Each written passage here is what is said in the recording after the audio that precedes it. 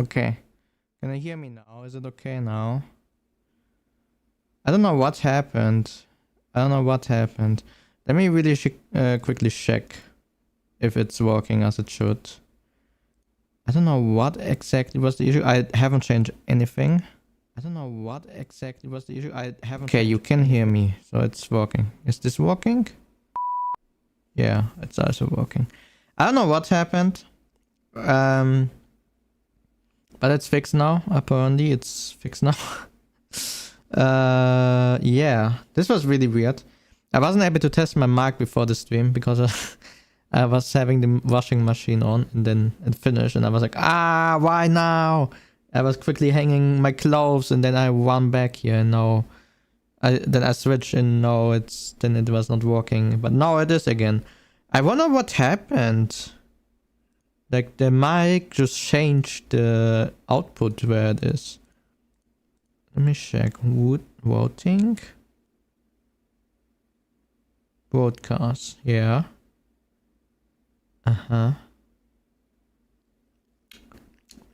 Yep. I have no clue what happened. I don't know why it's like this now. But that's what we have to live in. I just really quickly have to change everything in VTube Studio as well.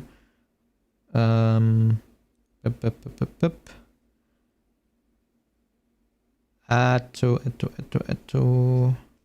where is it? Mouse input, microphone. Oh wait, never mind. Huh? I don't have it on? I thought I have the... Wait, does it make a difference? What happens if I select it now?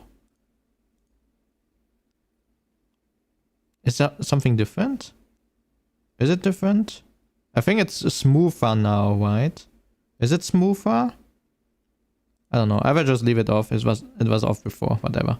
I don't care. Let's go. Let's start the reaction. Yeah. Welcome to the stream. It took a little bit longer than I thought it should have. I don't know what happened. I was screaming before when it didn't work. Unfortunately, you did not hear that. Yeah. Today, we will check out 3 videos. We will do it really quickly because this stream, we wanted to do it yesterday, but as you saw in my tweet or on the YouTube post feed, I had a lot of work to do that couldn't be moved away. So it was impossible to move, so I was doing that instead of streaming. And it took even longer than I thought. Instead of 4 or 5 hours, it took about 6.5. Oh my god. I did so much overtime yesterday, it's insane. And I still have to do things after the stream. So, yeah. It is what it is. I don't know. I really hope this is gonna stop soon because I don't know how long I can handle this work. Like last week as well. I think, was it last week? I think I told you about it where we worked in 3 days. In 2 days we worked like 30 hours in total. Which is insane as well. But yeah. What can you do? Yeah, enough yapping. I like to complain, but there are things that are way worse than that. Like the best and worst anime ever made, because that's the first video we're gonna watch today. It's from Steady, and yeah, as always, as per usual, everything. Like if you wanna watch some of those videos yourself, you wanna send it to your friends, you wanna give it a like, give the channel a sub, I don't know, check out other videos of the channel, whatever you wanna do, everything is linked in the YouTube description. So if you want to check something out about them, then open it and check out the things. I think it's pretty hard. I think it's like the second spot after the thing, like, wait, after the thing. Look, if you go here, you have the socials and then you have everything there. Go here. Okay. All right. it's time for the first video. And yeah. What did I wanted to say? Yeah. After we have done with everything, there will not be Japanese learning today. My brain is still haven't recovered fully. I don't think I can take on katakana today. Yeah, we will do it next week. Yeah, afterwards we're gonna play Clair Obscure. We will jump directly over and have some fun. Yeah, that's what we're gonna do today. But first, let's see which anime we might add to our list or block from our list. So yeah, let's start with the first video. There's no such thing as the perfect anime. Even the greatest anime ever made has at least a couple things. There's no such thing as the perfect anime. Even the greatest anime. I didn't know Steins Gate is so high up in the rating. That's crazy. I mean, I like the anime as well, but I would have thought like, what is on the first place? What's on the first place? Is it Attack on Titan? What's the first place? I don't know, but Full Metal Alchemist in second? Gintama in fourth? What?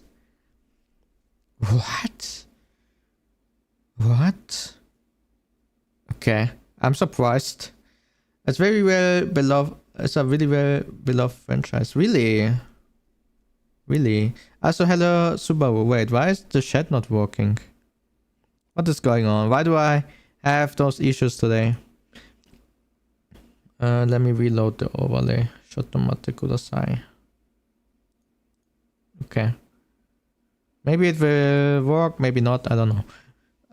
But okay, I didn't know that. I mean, I watched it as well. It was one of my motivations to study quantum physics. So, yeah. But I didn't know it's so high up in the rating. I would have expected maybe like top 50, you know? Because it's, I don't know. I didn't know it's that popular. That one time, Pingu in the City was #1 anime. Pingu? What? Pingu in the City? What is Pingu in the City? What the hell is that? Pingu in the... Okay. Okay. Interesting. Pingu the Angry Chef.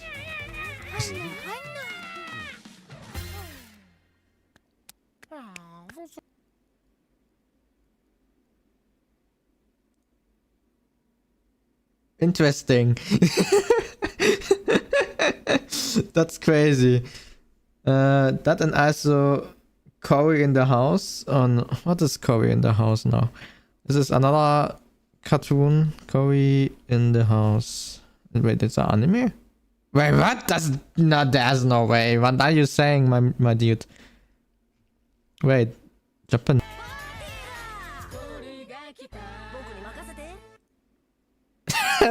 Okay. Interesting. Okay.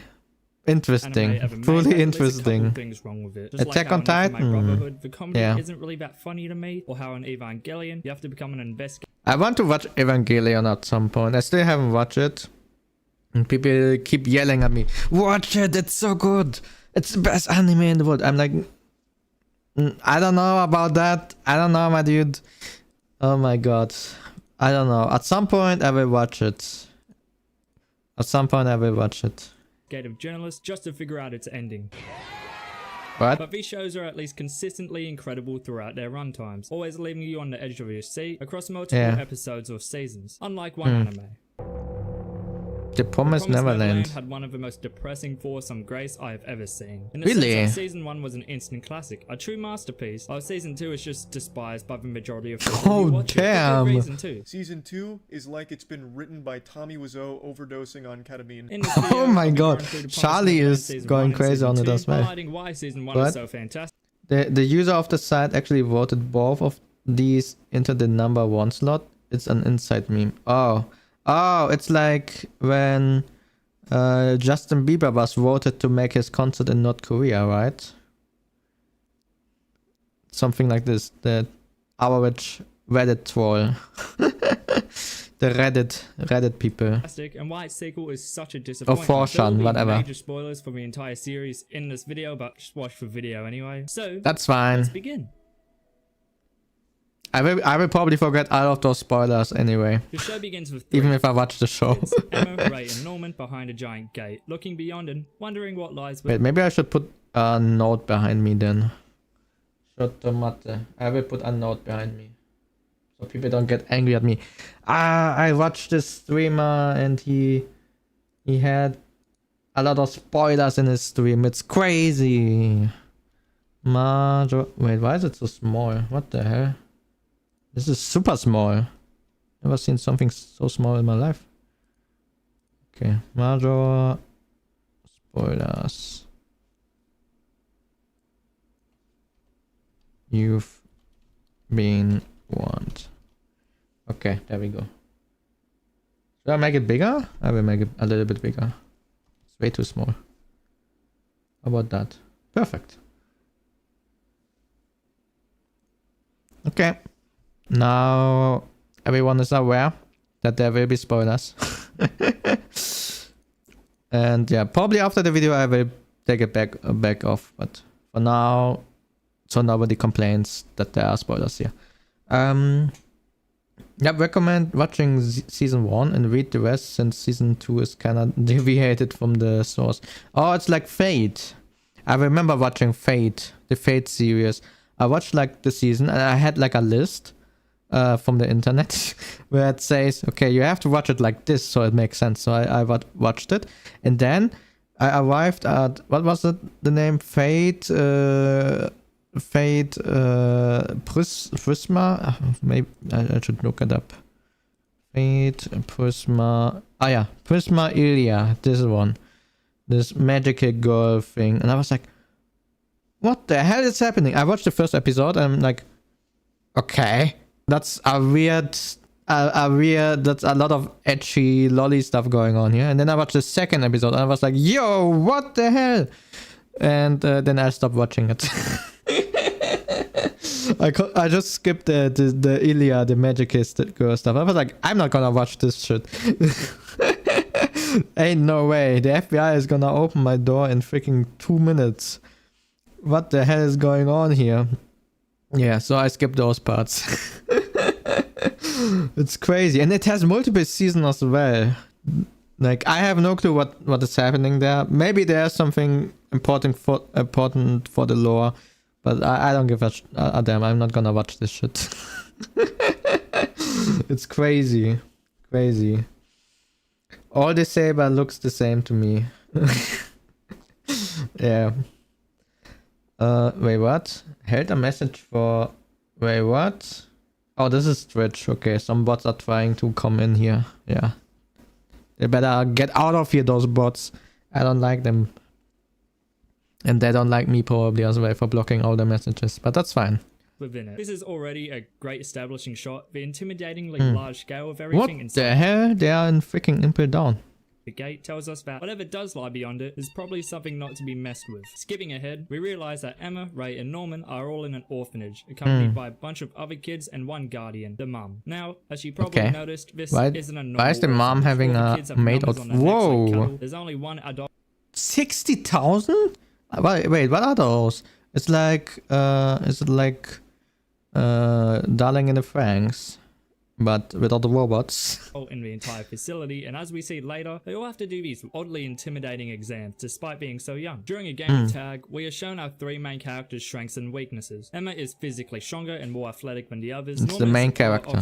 Wait, it's a girl? I thought it's a boy. Physical strength, but is a complete genius. And Ray often avoids or maybe it's just a boy wearing a skirt. Sitting aside while the others play tag, and instead reading whilst tracking the time. In another game of tag, the 3 not close enough? Okay. They stumble upon a fence deep in the forest, explaining how their mum always says to never venture beyond it as it can be potentially dangerous, with others soon following and stating their goals for once they leave the orphanage.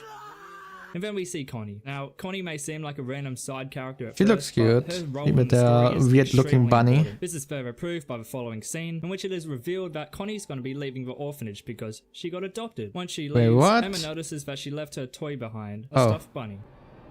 And so, Yeah. accompany each other, both Emma and Norman venture into they the now open escape. gate and find a truck. With no one around, the two look into the truck and... Is she dead? She's dead, isn't she? I knew it. With the I only knew sign of it! life being thorny flowers coming out of her chest, the two freak out and accidentally cause some noise, with someone or something noticing. Peeking out from under the truck, they see 3 giant demons drooling over Connie's lifeless body, explaining how all humans produced on this farm are high quality meats intended for the rich. Putting 2 and 2 together, we figure out that this farm they talk of is What actually the an hell? orphanage, and that their mum, now known as Isabella, is just a cattleman, raising the kids to just have them slaughtered and devoured by demons. Running away, Crazy. Emma and Norman make it back to the orphanage and, after a brief crisis, decide to escape with everyone. But unfortunately for them, they left the bunny behind at the gate, and it's picked That's why you don't buy meat in the supermarket, my dudes. up by none other than Isabella. And that was just the first episode. I'm And the viewer joking. learns so much, yet even more is left up in the air. It's done in such an amazing way. The next day, Emma and Norman come to an agreement that they have to act like nothing happened. Otherwise, they'll be caught and probably She is killed. scared Norman then as figures out that the frick. quality of the meat varies from certain factors such as intelligence and age, but older and smarter being higher quality. Coming up with a brief plan, the two decide Okay, so the what the hell? So this in the middle you have the farm, then you have walls, and then there's another house at the end, and you have to go around it somehow. Okay. Bab, what? Ba da da da da bam. I'm loving it. Okay. to get everyone out during the day. Then realizing that not only will there be demons coming after them, but also there's a giant war between them and the outside world. Yeah. Returning Damn. to the group They have all the anime in this one. after hearing a bell, it is revealed that a child Wait. in the outside world. 2 of them look the Returning to the same, no? Oh no, they are not looking the same. I'm Group just after blind. hearing a bell, Okay, it never mind. It's revealed that a child has gone missing, and so Isabella looks for and retrieves the child extremely quickly, leaving Norman Wait, questioning what? if there's trackers implanted on every orphan. We then see Ray looking out of a window and, oh my god, it's literally me! Despite suspicions arising from What? both Isabella and Ray, Emma and Norman meet at night to find supplies in order to get over the war. Before they get a chance to test them out, however, Ray shows himself and questions Oh. what exactly happened at the gate that night. Learning the truth, Ray is at first hesitant to help them with their plan due to the vast amount of Why is he so roadblocks in their way. angry? He slapped a girl. Oh my god. Yeah. Now he has to be scared. Those Twitter people are coming for him right now. But eventually subsides and agrees Crazy. to help them. But once again, their plans are halted when a new caregiver arrives at the orphanage. A new one? Sister Crone, Oh, along with damn. an infant baby called Carol. During a meeting, the three discuss this new and other roadblocks, along with how to Freaking figure out where Yoichi. the tracking devices are implanted on the human body. And with Okay. Carol still being a baby, Emma sets off to find her and see if she has any scars on her body, which would lead to a tracking device. But before Okay. that, Sister Crone and Isabella meet and discuss her newfound duties within the orphanage. And that Isabella also has an idea of who figured out what the kids are really raised for. Skipping forward to Emma, and she discovers a bump behind Connie's ear that may lead to the discovery of a tracker, whilst a new character begins to become What? curious, Gilda. At night, we see Isabella talking to a mysterious figure using a radio system about how 3 of the kids are ready to be shipped out, with a jump cut to a group of demons saying how they can't mess up. What the hell is going on over here? Me and the boys at the cookout gathering to play Barbie Dreamhouse Tycoon on Roblox. What the hell? Okay, interesting. Interesting. But I know one of these faces. The guy on the left. Isn't he the guy from, what's this anime called? With the red-haired girl who is like a slave and then she becomes a magician. Okay, anyway. His Let's meal continue. and how they should offer their praises to him. This is never brought up again, and you'll see later on why. The next day, the 3 kids decide that to get everyone out, they should play tag, just so the little ones don't Yeah, freak let's out play and so they can tag practice all without together. suspicion. Whoa. This, in return, makes Sister Crone suspicious, so she wants to play tag as well. And so during it, she's able to intimidate everyone Whoa, calm down. Everyone with her speed and strength, and it seems as if she's already suspicious of Emma, as before catching her she states that if she saw what happened that night, then she's on her side. Oh yes, I would definitely trust the average woman without makeup jump scaring Yeah. kids by Nights at Freddy's. Later that day, Emma, Ray and Norman begin to suspect that there's a traitor among the kids leaking info to Isabella, due to the fact that she seems to not really be doing that much to figure out who saw the truth. And this is where the psychological aspect of the show comes into play heavily. In the next scene, Emma glances so at it's Isabella, Sister a Crown, prison break, Gilda, and basically. others just staring at her, And now making they her kill freak out each and other. become paranoid.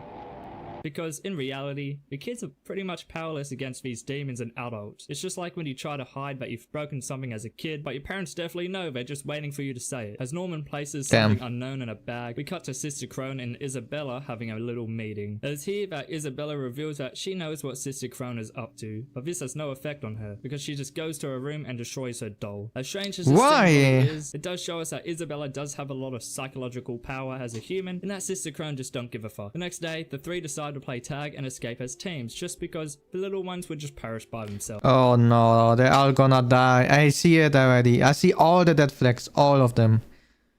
Like, yeah. That they should tell Don and Gilda, the other eldest orphans, the truth about their situation. And after playing around a tag just to practice everyone's escape, Norman reveals that the escape will be carried out in 10 days on November the 8th. Emma's reaction, being one of concern for not having enough time to practice, is pretty justified, but Ray almost seems a bit agitated, saying how they should have had at least a month until the next shipping date. When I first saw this, I immediately knew something wasn't right. Even with Norman's fine judgment on this escape date, Ray just seems annoyed unnecessarily. That night, the three talk to Gilda and Don, with Gilda already being suspicious, but Don being such a brainlet, he just thinks they're joking. With a little bit of convincing and lying from Norman, I haven't watched, but already dropping the red flag. Don and Gilda agree to help with the plan, with Norman laying a trap just in case they're informants, that being if one of them goes Out of searching those for help with characters, I'm pretty sure the girl with the glasses is gonna die, the big guy is gonna die, and Norman I think maybe laying a trap just in case they're informants. That there are usually three main characters, being if so one of them let's goes see. searching for what Norman hid under his bed earlier. It's being those rope, three and they're that being will informed. survive. That night, Gilda slips out of their room and goes to speak with Sister Crone. While her She is the spy. slips a note under Isabella's door, saying that the rope is underneath Norman's bed. Turns out that Gilda was called to Sister Crone's room for a well-being checkup, but when she figures out that Gilda knows everything, she gets up in her face and does some looks maxing shit. Like, look at that jawline, dude. She's fucking Giga Chad.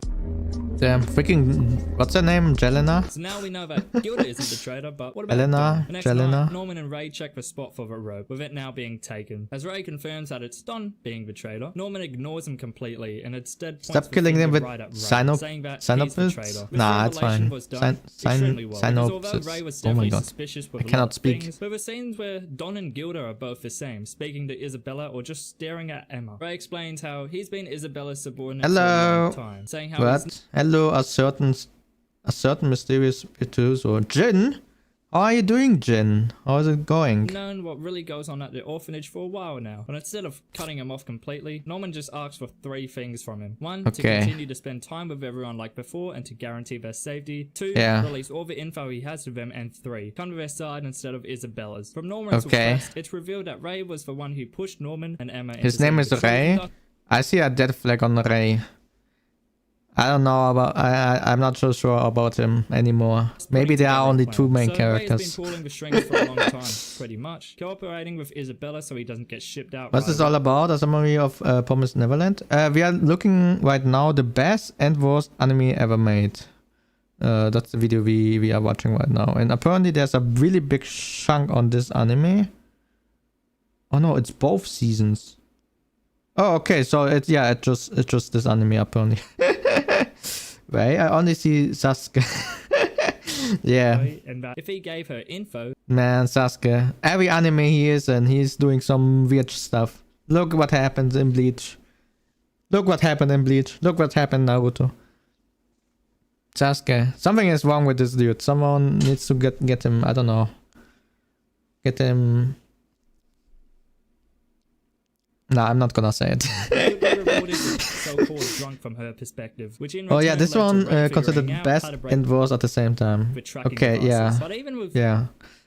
yeah, the intro was apparently the season 1 is really good and the season 2 is pretty bad. Ray's monologue, he's still one to be trusted. But we are He's still in acting season pretty 1. mental, and he even says that he's not an enemy, but also isn't an ally. And under Sasuke, only what one are you doing? condition, he'll become their ace and Again? give them info about Again? Isabella whilst Again licking you are lies to doing her this? as well. That condition is I cannot to believe trick it. Emma and only escape with the 3 of them, Don and Gilda, as the little ones would be a burden on their What? escape. With Norman reluctantly agreeing, Ray leaves to meet with What? Isabella and, like he promised, didn't sell them out to Isabella. But with some questions answered, even Yeah, this is definitely not sus if she's the whole time in front of the room listening to everything.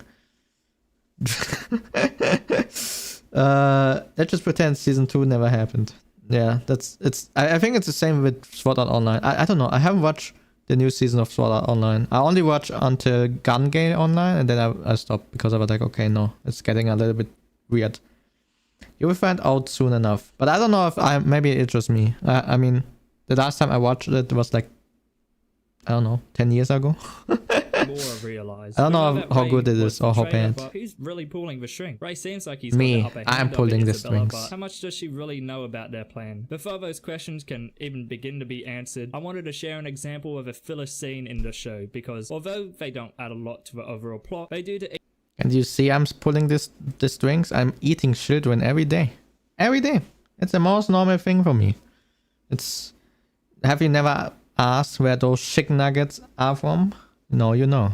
each character and their personality. For example, in one of Norman's dreams, he imagines You being will right at the find out exit soon to a enough, war, but as okay. he looks back around, everyone is Oh. dead, with the same flowers growing out of Oh. Connie growing out of everyone Wait, as why do they get flowers?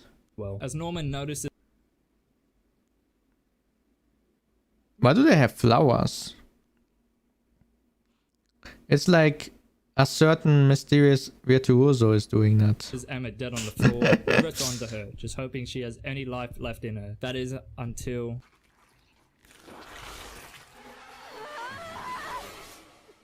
Although this scene adds little or But, nothing to the show, damn. it's still a great reminder of just how terrifying their situation really is. The next day, the Wait, three meet what? up and Ray comes out and just... It was a dream?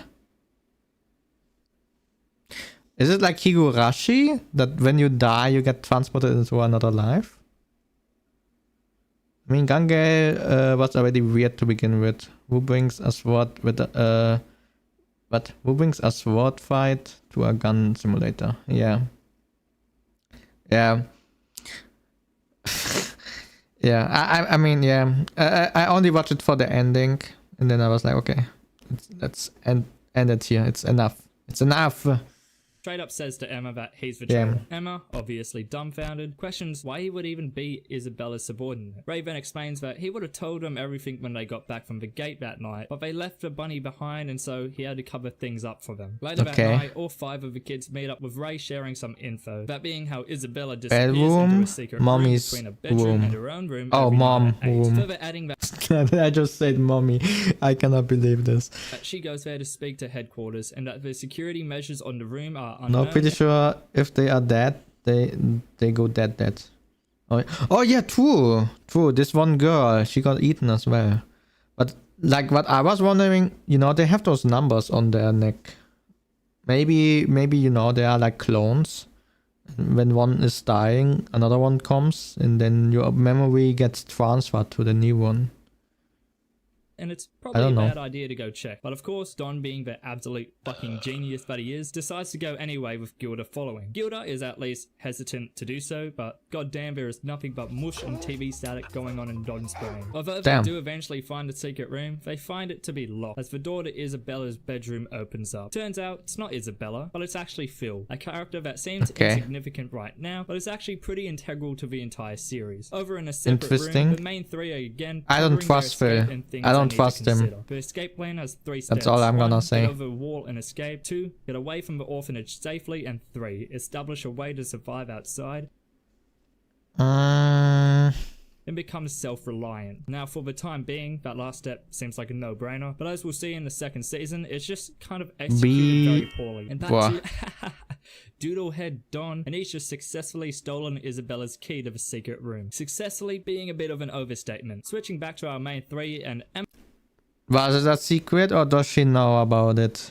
Oh no, someone is gonna die. Emma has just Someone is revealed gonna die. someone who has the possibility I call of it being right an there. ally, William Minerva. The Damn, previous they're going owner to of many of Hogwarts. the orphanage's books that might Crazy. just be conveying a message to the children through them, with that message being shown through Morse code. I really Okay. like this. In a lot of games and anime, a secret message is usually figured out through finding fucking pieces of paper or a Yeah. spooky voice recording of a man dropping a couple turds in the toilet. And although using Morse code as a substitute isn't that special, it was just nice to see a bit more thought put into it. With Norman completing the code, it reads run, doubt, danger, truth, monster, and farm. With the three What? concluding that it's likely an ally from the outside world, trying to help them and just maybe they think there could be human civilization beyond the wall. Switching back to Don Really? and Gilda, and the two have managed to get into Isabella's secret room. Oh, finding no. funny stuffed bunny, along with other mementos Oh, from no. already harvested kids. Oh, no. This is massive, as Norman before lied and said that Connie and the other children Wait, they're were all in still this. alive. Are they all in this room? No, they just went there for a moment, right? This new This is not revelation the room right contradicting now. that. Whilst that happens, Norman figures out the final page of Morse code, reading Promise, along with a book with absolutely no Morse The code. Promised As Don Neverland,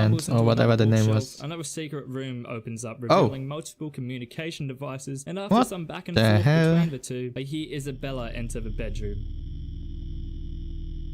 Narrowly escaping her, the two Okay. go to meet up with the rest of the group, with a meeting commencing later that evening, with Don understandably confronting the group on their Isn't this suspicious? Can't you hear them? Look at them, they are screaming. The house is probably not that big, you know? If I would be the mom, I would be like so suspicious. I go down there, I see the light, I see all of them, and I throw them all out. actual situation. The three reveal the truth to the pair, and after some conflict within the group, all is Damn! well and apologies are given. This entire sequence was really good. It really puts a lot of humanity into Don and Gilda, showing us that they aren't just random throwaway characters, but are instead important to everyone's own well-being and the overall story. The next day, Okay. the group begins preparations for an investigation on the outside world past the wall, with Ray planning to give Isabella false info to create a situation where Wait, no. Yes? Maybe? What if the outside world is full of those monsters? They will just get eaten. Angrily shouts in a soft-spoken voice. she wouldn't look at their trackers, as we are also told that Ray's shipment might be a bit closer than we think. As the group walk deeper into the forest, we see Sister Crone mewing at the kids beside a tree, with her then revealing that she knows that Nice. they know the truth, and proposes an idea to join forces. As she reveals cattle numbers on her neck, Sister Crone explains that girls who meet certain requirements before being shipped will be given two options, either to become a mum or die. But even Damn. as a mum, you'll be installed with a chip so that if you take even one step outside the farm, you'll be electrocuted and killed. They eventually agree to join Damn. forces, with Sister Crone agreeing No, this is not good. This is not good. It's not good. It's not good. to let them escape. That night, after a meeting with the group discussing Sister Crone's possible influences, Emma and Norman go to meet with her, whilst Isabella What? finds What was that? the group discussing Sister Crone's possible influences. Emma and Norman go to meet with Okay. We're just gonna ignore that the room behind them is just moving. her, whilst Isabella finds Okay. and opens a package containing a suitcase and a letter. Ooh, who is it for? I don't know. Back to Emma and Norman. It's The two for ask Sister Ray. Crone to show them the tool that receives the signal from the tracking devices. Once handed to them, Sister Crone explains how it only shows the current location of someone. They're gonna track them down.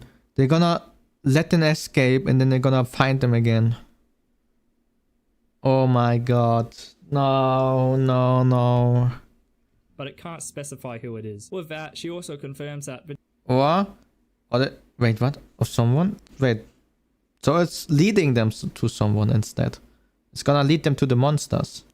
tracking devices are in the back of the child's ear. With that, she doesn't know how to break them, just that it sends out Nah, man. Nah. I would run out and then I would just throw this device somewhere else. a signal I would throw it into away. headquarters when it is broken. With the only known way to contradict that being to cut off your own ear, Sister Crone suggests using the tools from the infirmary to do so. The pair then asks Sister Crone her age, that being 26, in which she reveals that Isabella is 31. Damn. What? Why? As they learn about the area's low security and as Sister Crone grows more intimidating, the pair decide to leave. And just before the night ends, Ray receives his last reward, a camera. Makes a picture of her? I see. So nothing Oh shows no. up here at first. It's not gonna be a human. Gotta make 'em. It's two humans. The next day, Crazy. the group go over their plan to investigate the outside world, with Norman and Emma climbing the wall for inspections. With our three MCs Nah, moving man, to a new nah, I location, don't like Norman this. reveals to Ray that Sister Crone knows that they can break the tracking devices now, asking if their escape day can be moved up. Pulling out the camera, Ray states that he's now obtained all the parts he needs to do so, with the next scene showing What? Sister Crone having a revelation to search just in case they do have all those parts. Why As is she she begins having a searching backpack? Ray's bed, she finds a piece of paper. The paper supposedly outlining a weakness of Isabella's. Returning to her room, Sister Crone is pretty delighted with this info, but before she can ponder Okay. on it anymore, Isabella knocks on her door. Opening it, Isabella hands Sister Crone a letter from headquarters, an involuntary separation letter. It reads, What? number 18684. Sister Crone, we hereby appoint you to be mum for Planet 4. Sister Crone has lost against 4? Isabella, but even so, Wait, she's there are still different not ones. Oh no. Okay. How do you know? Well, who knows? ready to give up. Exiting the orphanage and meeting with a figure called Grandma, Sister Crone pulls out the paper she found under Ray's bed. She explains to Grandma that in addition to what's on the note, the perfect score is in the farm multiple trying to farms. escape, but with Are they just gonna run into another farm? Oh no no. sufficient evidence to back up her statements, Grandma just brushes them off, saying how Isabella is a necessary pawn and that Sister Crone is being troublesome. With Grandma leaving, Sister Crone is left alone with her own thoughts, or Damn. at least she thinks she's alone. As she tries her hardest to escape, we see flashbacks of her training to become a mum in a farm, with multiple other women doing the same as her. And finally, Okay. we see what the flowers and the bodies are really used for, killing, with the flowers blooming whenever the victim is dead, which makes a lot of sense. I mean, these are bloodthirsty demons here, yet Connie's body wasn't torn up or anything, just lifeless. Switching back to the group, they begin their plan to inspect the outside world, but before they can do anything, Isabella says to Ray that Sister Crone has been eliminated. Ray, being surprised, Damn. runs to Sister Crone's room just to find nothing, and before he can say anything, Isabella says that their deal is over. Also, I find it really interesting I that knew it. I knew it. He's gonna die. I said it in the beginning. I knew it. I freaking knew it. she always refers to him as a useful dog, like it's a Sydney train at 2 a.m. Give you a big hug. It really shows how she just sees the children as farm animals. With the situation changing, Isabella locked Ray in the room. I and told proceeds you, to go I find told Emma you. and Norman, tracking them down What can I say? What can I say? I told you. using the I tracking freaking tool. told you. Seeing Isabella exit the orphanage, Don finds Ray and breaks the door down, setting him free. Wait, what? Don, He's not Gilda, and gonna Ray die? Gotta stop Isabella, but not before she finds Norman and Emma at the Uh-oh. door. Dropping her motherly act entirely, she reintroduces herself, even stating that at that moment, it's just the caretaker and the children meant to be food. But even so, she still says Okay. she loves them, wanting them to stop resisting so that they don't suffer. So is she bending the truth to try and trick them, or are those words genuinely from a loving place? Arguing is I'm now confused. futile, as Emma goes back and forth with Isabella. Didn't they wanting want to stop escape? Norman, but they haven't exactly given Wait, what? up yet. What? Oh! Never Wait, mind. what? This is more devastating than it seems, as now she can't run, so the escape date must Ow. be pushed back a month or so, right around Ray's shipment. As the other three arrive at the conflict, Isabella tells them some devastating news. The higher-ups have given a notice for Norman's shipment date, the very next day. As Gilda, Ray, Damn. and Don express their frustrations outside, Norman sits beside Emma, trying his best to remain calm, with him then breaking down whilst getting water for Emma because she can't move. As Norman returns to Emma's room, he finds Ray there as well, only for them to state Okay. that he is going to escape the next day, or more precisely, have him disable his tracker and hide out in the forest until everyone else can escape. Even with this and then some, Norman still isn't convinced that it'll work. Instead, he states that they can have his life, but he'll destroy what Isabella has plotted to make sure the escape for everyone else succeeds. But even Okay. so, Emma proposes an idea to have Ray and Norman break a bone or get sick to push back their shipments. As the three are all high quality, it would need to be in perfect condition to be shipped. Opposing Emma's idea, but agreeing to Ray's eventually, he's handed a tool to disable his What? Milk candy. I have these here. I have these here and I hate it because I am lactose intolerant. I don't know who I can give them to. I have to give them to someone. I don't know. I will be on an anime convention in 2 weeks. Maybe I can give them to someone there.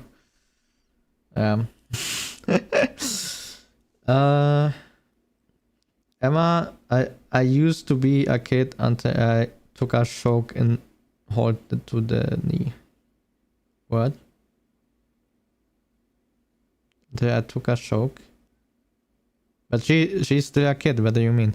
tracking device whilst not notifying Isabella. As Norman At least asks how she Ray looked like found it. out the truth about the house, Ray explains that he knew from the beginning, further explaining how he's been able But to do you mean retain you his knew from the beginning? You were almost killed, my dude. memories since he was just a fetus. He then points out that after the tracking devices were implanted into babies, they would be separated into groups of 5, with Ray passing through a dark tunnel, eventually arriving at the orphanage, which could only mean that past the gate lies headquarters and the adjacent 5 farms. So with this gate's exit being impossible to escape from, their only option is to climb the gigantic wall, with their escape now being conducted once Emma's leg has healed. The next day, everyone's trying their best to behave as they always do, as Norman sprints to the wall with some rope and ties it to a tree. Using the rope as assistance, Norman makes it on top of the wall and sees nothing but trees for miles. Later that evening, as the group all wait nervously, How did he get up there? What the hell? Give it to a cat instead? Yeah. we see Isabella check her tracker. Yeah.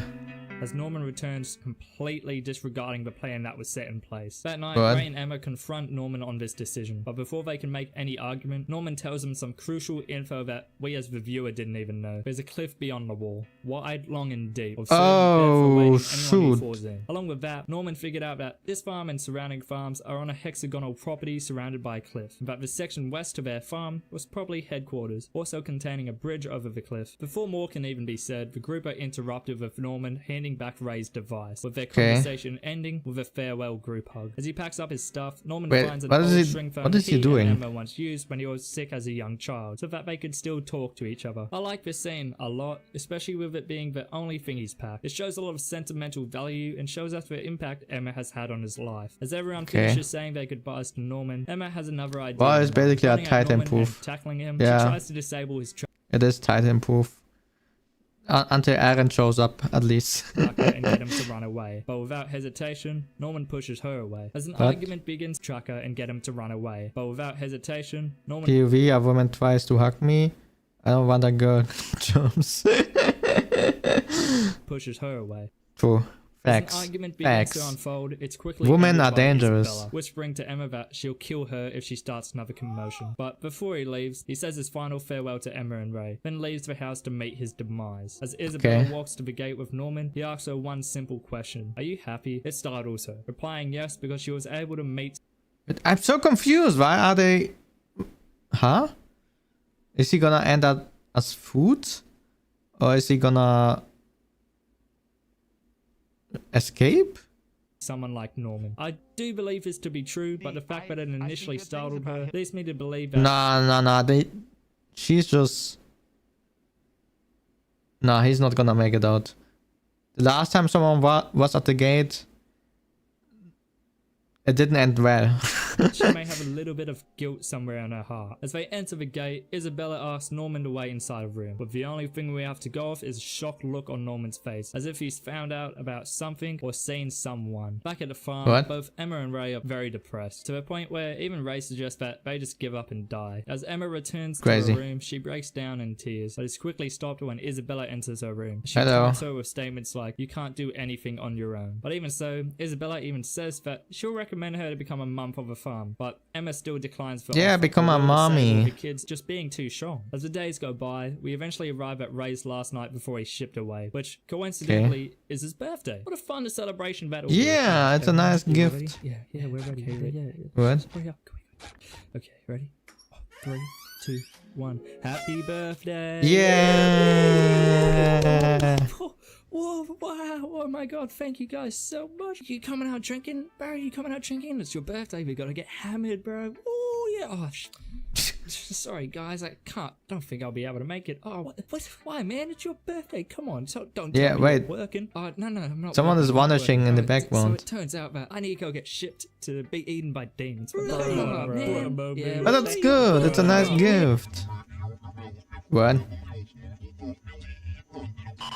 Oh.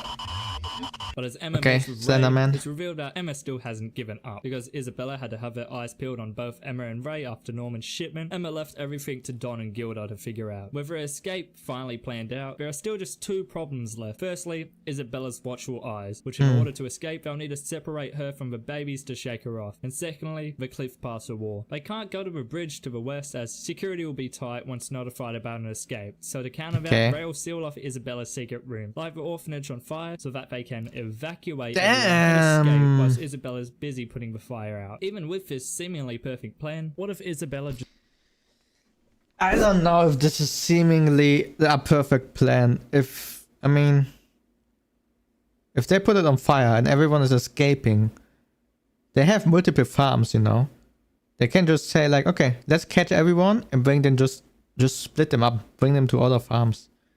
I don't see this from working, to be honest. decides, fuck the house, I'm going after the kids. Well, to counter that, Ray pours petrol on himself, meaning that since he's the top scorer and it's his shipment day, it would be a bad idea on Isabella's part to abandon him. As midnight rolls around, Ray lights a match and drops it, with Emma charging right towards him. Switching to Isabella, we see her doing her usual nightly duties as the mother of the farm, right until she hears Ray's name being screamed out. Running towards the room and opening the door, we see that the entire room has been engulfed in flames, with only Emma to be seen. Realizing what Ray did to himself, Isabella runs back out the room and orders Gilda to get everyone outside, with the exception that the babies need to be in her own room. Charging back in, Isabella tries using a fire want chicken nuggets? I say tries, as after like 3 seconds it just lets out a pathetic trickle of pre-cum instead of like an entire load. Nice. Looking back, Emma is nowhere to be seen. Using her tracker to locate her, she finds nothing but a bucket. Looking inside, she sees Emma's own ear, as she now realizes what's happening. Switching to Emma, we see her meet up with the rest of the kids, including Ray. That Emma caught the match from earlier, with some of the other kids helping lay out a fake Ray to be engulfed instead of himself. As everyone begins to escape, we are told that some of the other kids were let in on the secrets of the house so that they would be more willing to escape, including Nat, Anna, Lanian, and Toma. Yeah, they're all dead. Making it to the wall, it is said that Emma and Nat will climb up first. I'm not gonna remember the names. Else up afterwards. But as we switch back to Isabella, we see that she's basically lost her mind, still not willing to let them all get away. But not all of them are actually escaping. As we see everyone getting. What was his name? Phil or something like that? To a conversation I still don't trust this guy. with Emma telling him the truth, but with Phil, despite being so young, already having his suspicions. I like that about this show. It made me think that a lot of these characters could actually exist without it being a TV show. It's immersive.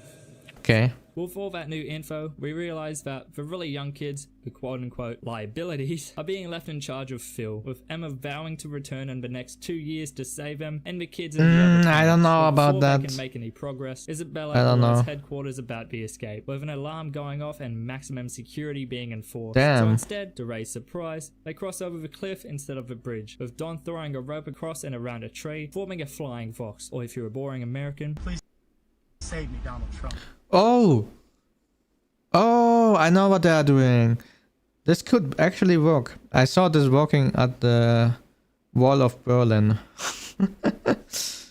a zipline. Propaganda. Yeah. With Don crossing first, Lanian and Toma then use their devices they made earlier to get their own ropes across the cliff, with Don tying those up and forming 2 more flying How did they get so with smart? Ray completely forwarded with their training, he has a vision of Norman standing next to him, with the two conversing about how they finally made it to a scenery they thought they would never see. With Isabella finding out that they haven't even made it to the bridge, she realizes what the kids are up to, as we see that only 5 more need to cross over. And with some of the younger ones scared of falling, this gave Isabella some time to catch up a bit. With just Emma needing to cross, Isabella finally catches up to them. But with no way to stop her, Emma makes her way across the cliff, with the flying foxes then being severed, leaving Isabella alone with her own thoughts. As she stands upon the wall, she has visions of when she was once a child in a farm talking with a boy named Leslie as he plays an instrument. Don't know what it's called. What the hell? Sounds cool.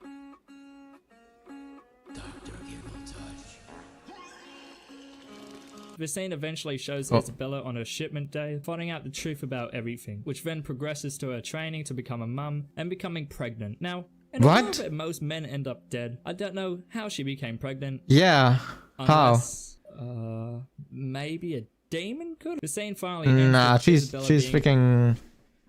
She's giving birth to Jesus. Can't you see? Mum at her own planet, with Ray as a young child. What? Why'd you give birth to me? What? What? Wait, what? Well, Ray, I did it to survive. This sequence was really cool, but once it gave Isabella at least some level of humanity, What's showing us going on? that she wasn't always so cruel. And watching it for the first time, I really had no idea Ray was Isabella's son. By rewatching it now, Yeah, I same. now see all the hints and similarities between the two, showing that it wasn't some random thing Really? added in the last second, but something it has been I telling blame us this for a while dog, now. okay. As we switch back to Isabella, she realizes Let's blame this accepts dog. defeat, and instead wishes them luck and support with their escape, with her then returning to the rest of the kids that were left behind. And thus, as they sprint for their lives, they finally make it to the edge of their immediate forest surrounding Oh the no, world. something's Just as gonna the sun happen. comes up, as their escape plan finally becomes a reality. And that's the first Nah, it's just the beginning. What are you talking about? What are you talking about? season. And goddamn, that was great. And it's not just me who thinks that There were either. so many monsters. I'm pretty sure this city is full of them. Just look at my anime End of list for season a second, 1? and Oh. you can tell that this show was an instant classic on its release. But I Okay. wish I could say the same about the second season. Now, Oh. as much as I wish I could sit here, jerk off the first season, we have to move on to the second season. Okay. Because to really appreciate how good the first season is, we have to know how dog shit this second season really is. Oh, So no. let's begin Oh, and watch no. one of the worst Am I forces of really race ready in for that? anime history. Oh, damn. Okay. Season 2 of The Promised Neverland begins with everyone that had previously escaped running in a dark forest. Okay, so From they the are giant gonna demon trying die. to eat I them. knew this it. is just I not knew a it. good start to the season. With how the first season began with questions and mysteries to keep the viewer intrigued right away, the second season just answers the question of what's beyond the wall, which is boring. You could question whether they'll survive or not, but come on, there's 11 fucking episodes. Do you think they would die in the first one? Jumping back a Yeah. little bit to before this attack, and we see everyone exploring the forest, It's the surrounded by giant flowers. trees and strange creatures. After discussing their What thoughts the and hell their was escape, that? Don and Gilda arrive, and we find out that they need to head southeast. But hold up, shut the fuck up, because look at it's William What? and Nervous, the one who put the codes and shit in the books from last Wait, what season. are And it those was given to things? them by Norman after he left. Taking the pen apart, a hologram pops up. Oh, it's a pen. When the fuck was this sort What? of technology introduced? If there are holograms in this world, then why does Isabella communicate using a walkie-talkie? It's Star Wars. As seen in the first season. On the hologram is the combination B0114, their coordinates on a map, along with What the the- hologram's logo that, when touched, Eh? brings up a login. And by using the book with no Morse code from last season, the group is able to find its password, human. Entering her password Okay. comes up with a message. If you need help, come visit me. I'm located at B0632, What? William Minerva. With the location finally settled, the group set out on their journey, using the book's Minerva. Why are there so many With the fish? Look location at them. Finally settled, the group set out There are fish everywhere. on their journey. Here is one flying. What the hell? I have a theory for that. Really? Using the book's Minerva left them to help guide them towards survival. Later on, as demons from headquarters pinpoint their direction, the group run into that big demon from the start This of the is also a episode, with fish? John and I Gilda never saw a leading the fish kids like that. away, with Emma soon following due to Ray's request. As Ray tries to lead it into a trap, he throws up his lantern, with the demon's head being severed by a headquarters Oh. demon instead. With the Wait, demons what? revealing that they know he's hiding, Ray first writes down a message to the group saying to go to B0632, and that Okay. there's pursuers, and then he reveals himself, afterwards running away. Now, this may seem like a smart play, that being writing what he did, which it very well could have been, but as we see later on, it was fucking stupid, like Ray just lost brain Yeah, cells they're between gonna find seasons or it. some shit. Unbeknownst to the others of Ray's encounter, Emma points them downhill, with herself going to check it out, Oh, I knew he's gonna die. I knew or it. attempting to. With her wound Oh. from her ear opening back up, Emma begins to lose more blood, but not before a mysterious figure points What them the towards hell? what may be safe. Skeptical, the group asks it to reveal its face, but as they smirk, we switch back to Ray, finally being courted by the headquarters demons. As he collapses from exhaustion, Ray is then They saved even have by another doggos. strange figure, with a chase then starting, but soon ending with an explosion. Waking up, Ray finds himself underground, soon finding Emma, and they reveal what happened to each other, with the first Okay. figure then revealing herself to be a friend. She Who's leads Ray that? A friend. If you're a friend, why are you not showing your face? Ray and Emma to the rest of the group, but not before Ray asks a simple question. Why are demons helping humans? As Oh, maybe she doesn't like children. She wants to eat the adults. it is revealed that they and the other figure are both demons. As it dawns on two that the other kids could have been devoured by these demons, Emma yells at the demons, asking if the rest of the kids are safe, despite no actual malice in the two demons that we know of. In fact, as Emma runs away with Ray chasing her, the male demon even gives them directions to the kids. As they both find the kids, the two demons also arrive and explains themselves as Mujika and Sonju, two demons that don't eat nor intend to eat humans. Later that day, Sonju reveals to Emma and Ray that they chose not to eat humans due to religious reasons, and that he has no interest in religion is everywhere, man. What are they? So what religion do we have? We have the, I don't know, religion. Then we have the monster religion, and then monster religion number 2 probably. Ideology, profit, or authority. This Who's is one that, new Jesus? theme within the season that's actually pretty cool. Just like how the demons enslave and raise humans, we do the same to various farm animals in real life. And just like Sonju, depending on your religion or beliefs, you may have varying viewpoints towards animals and farms being raised to be eaten by humans. Asking what happened to humanity, veganism? I don't know. The world's been like this for a while, as he begins a tale of what used to be. I don't know if it's veganism. Before, maybe they eat other humans monsters for demons instead. to eat, but as humans began fighting back and killing even more demons, it created endless killing and constant fear, with a compromise eventually being proposed to end this war, to segregate and split the world in two, one side demons and the other humans, and so demons wouldn't have to hunt, humans were left behind to be bred and eaten instead, starting the farms. It had been about 1,000 years since that agreement, with the entire group being directly in the demon side of the world. As Emma and Ray get excited at the fact that it's even just a human world, Sonju shuts him down by saying that as a part of the agreement, no one can cross over each side. Yet the two still haven't given up hope. But oh, remember when Wait, so they have their own world as well. But they would probably have to cross half of the planet to arrive at where they want to go.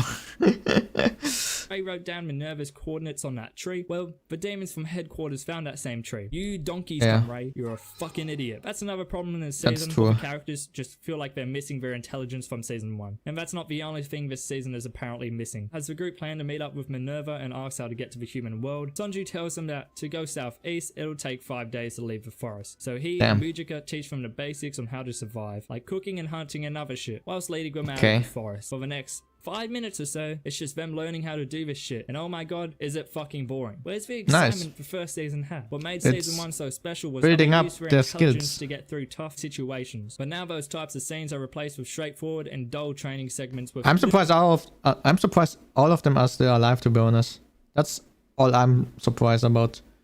Like, as stupid I am, I would be the first guy to step over like a tree or something and then fall and get eaten.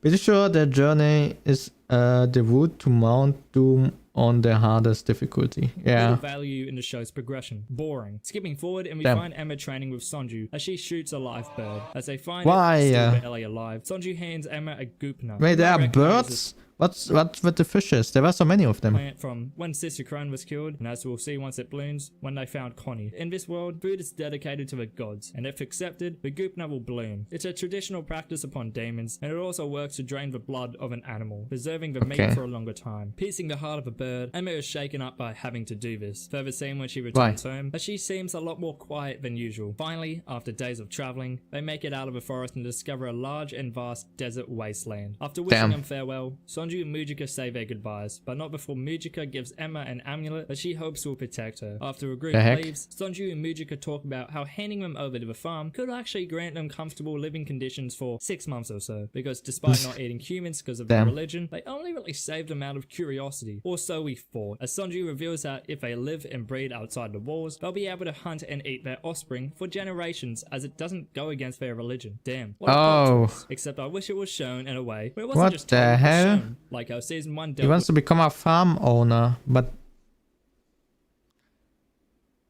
I just realized this is the same we are doing in Minecraft with the villagers. Yeah. So yeah.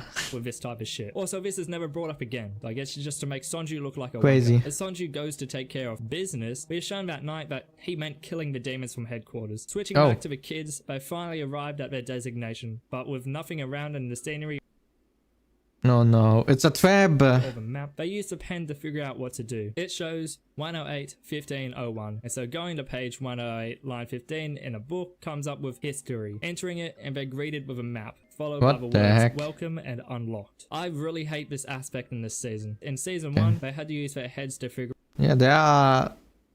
What is happening here? They are going on side out quests. a way around a situation, but in this season, it's just like pen. After finding the entrance and subsequently entering the bunker, they find some switches that, when turned on, activate the bunker's electricity. They then find a letter that reads, "Congratulations on arriving. I'm sorry I cannot celebrate it with you in person. This shelter is yours. William Minerva." What? At last, they find shelter, equipped with food, Nah, man. Nah. This is not good. This is not good. The villager have fever. They just not strongly opinionated about it. Yeah, exactly. water, crops, a secret They can do escape what they route, and want in their own space. various means of protection and security, such as a radio. Using the radio, they're able to hack into the regular check-in to headquarters, meaning that at some point they'll be able to get information on the house and the kids still there. The next day, they discover a strange door containing a keyhole with Morse code that reads pen. This fucking pen, man. Once unlocked and entered, they find a room containing a single chair and a phone. Fucking Yeah, okay, so who's gonna become the next mom? Sea Dog VA's house, dude. At the same time, some of the other kids discover another room. This one with the word Damn. help plastered all over the wall, as if someone was Bonjour. Hello, Ghostface. How are you doing today? desperately trying to escape something. Back to Emma and the others. The phone rings and, when picked up, William Minerva announces himself through a voice recording. I don't know how this is possible. Like, how does a phone ring when the person that rang is just a voice recording? Like, I get it, there's demons and shit everywhere and it's a different world, but come on, man. As the recording continues, it's revealed that Minerva's real name is James Rattray, and that he used to work as the gatekeeper, but after seeing what happens to the kids over and over again, he decides to help them out by slipping them clues under a fake name. Okay, so Emma is gonna become the next mom. Okay, I see. I see. Eventually, he gives them two options. One, to live in a shelter forever, or two, to go to the human world. Which, when the word future is entered into the hologram, a map is shown showing where the human world is. And so, they make a plan to rescue the kids still at the where is farms, it? bring them to the shelter, and Okay, so what do we have here? So there are probably the red dots, and the human world is the one in the middle? Or is it the opposite way? Maybe probably it's the opposite way. Well, I would say that's quite far away.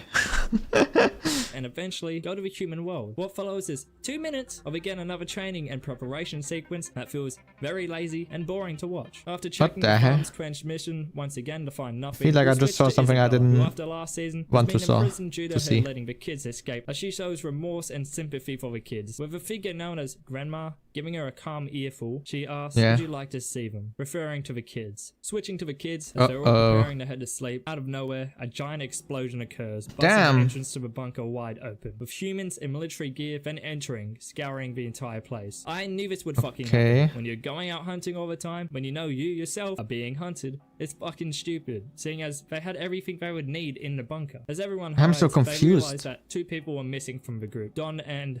fuck, who's this little cunt? I don't fucking care.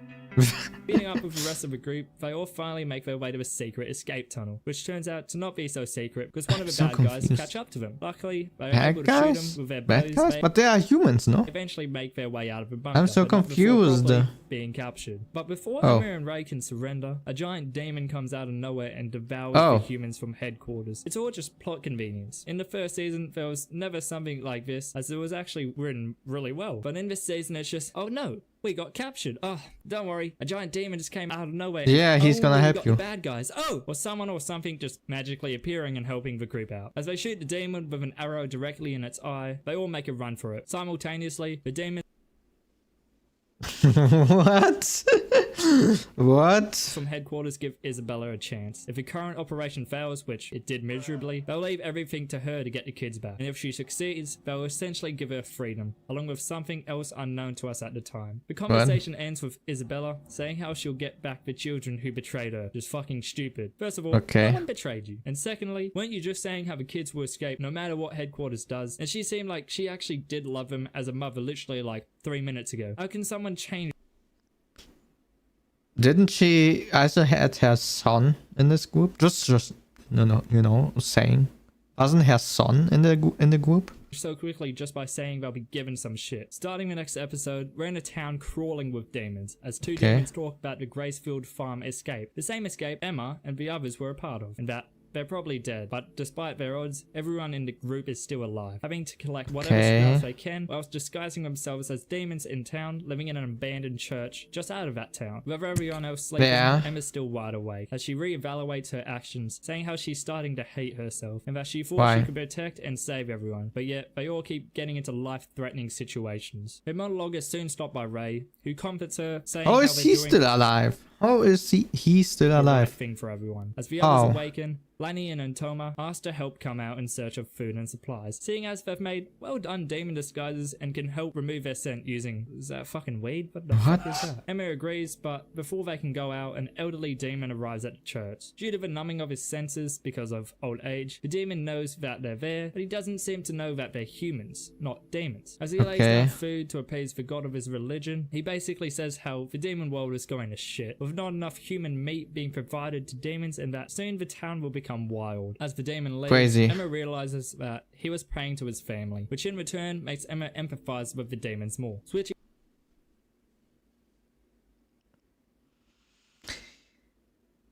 No, I'm not gonna say anything. This is so stupid. This is so stupid. We see now what the elderly demon meant when he said the town would become... They were trying to kill you like 5 minutes ago.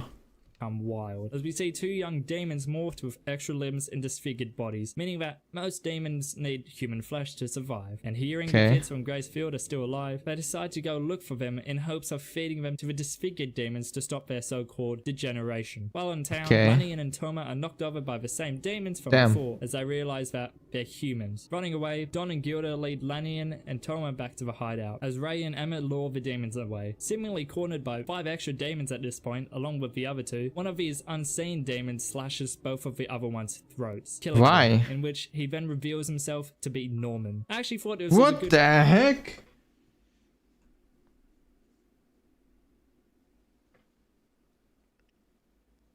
Bruh. Nah, man. She's just being unstable. Must be her period. Oh, damn. Plot twist. I just wasn't expecting it at all. And it caught me off guard, but not in a this is fucking stupid type of way, like a lot of this season has been so far. Breaking down in tears, Emma runs into Norman's arms, questioning what happened to him, in which he pauses, and states that he was sent to a different farm. Now, Norman could just be a vapor. Why is he here then? Every time he speaks. But I think it's more likely that his pause is him being reluctant to give an answer, making me question if his intentions are pure. As the other so-called demons reveal themselves to also be human, we cut to the castle, in which Norman...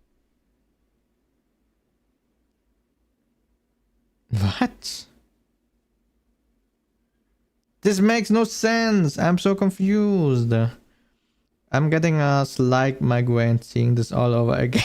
Great the rest of the escapees. Explaining himself, Norman says that he was transferred to a testing site for children called Lambda 7214, in which demons and adults would execute experiments onto them in order to master he went to Hogwarts, produce more high-grade meat, which accidentally would What's result going in on? abnormal growth in muscles, sense, etc., making them stronger and more intelligent. With the help of a supporter of Minerva called Smee, Norman was able to destroy Lambda and had escaped with the other children. And using the various experiment data from there, he created a drug that will cause demons to degenerate, like what was happening to the young demons before. Essentially, if demons don't eat humans, they'll turn into the ones like we saw in the forest, losing all their intelligence. And Norman just made a drug that'll cause that no matter what. His reason? To make demons go extinct and create a paradise for humans in the demon world. And as you might think, Emma's not so...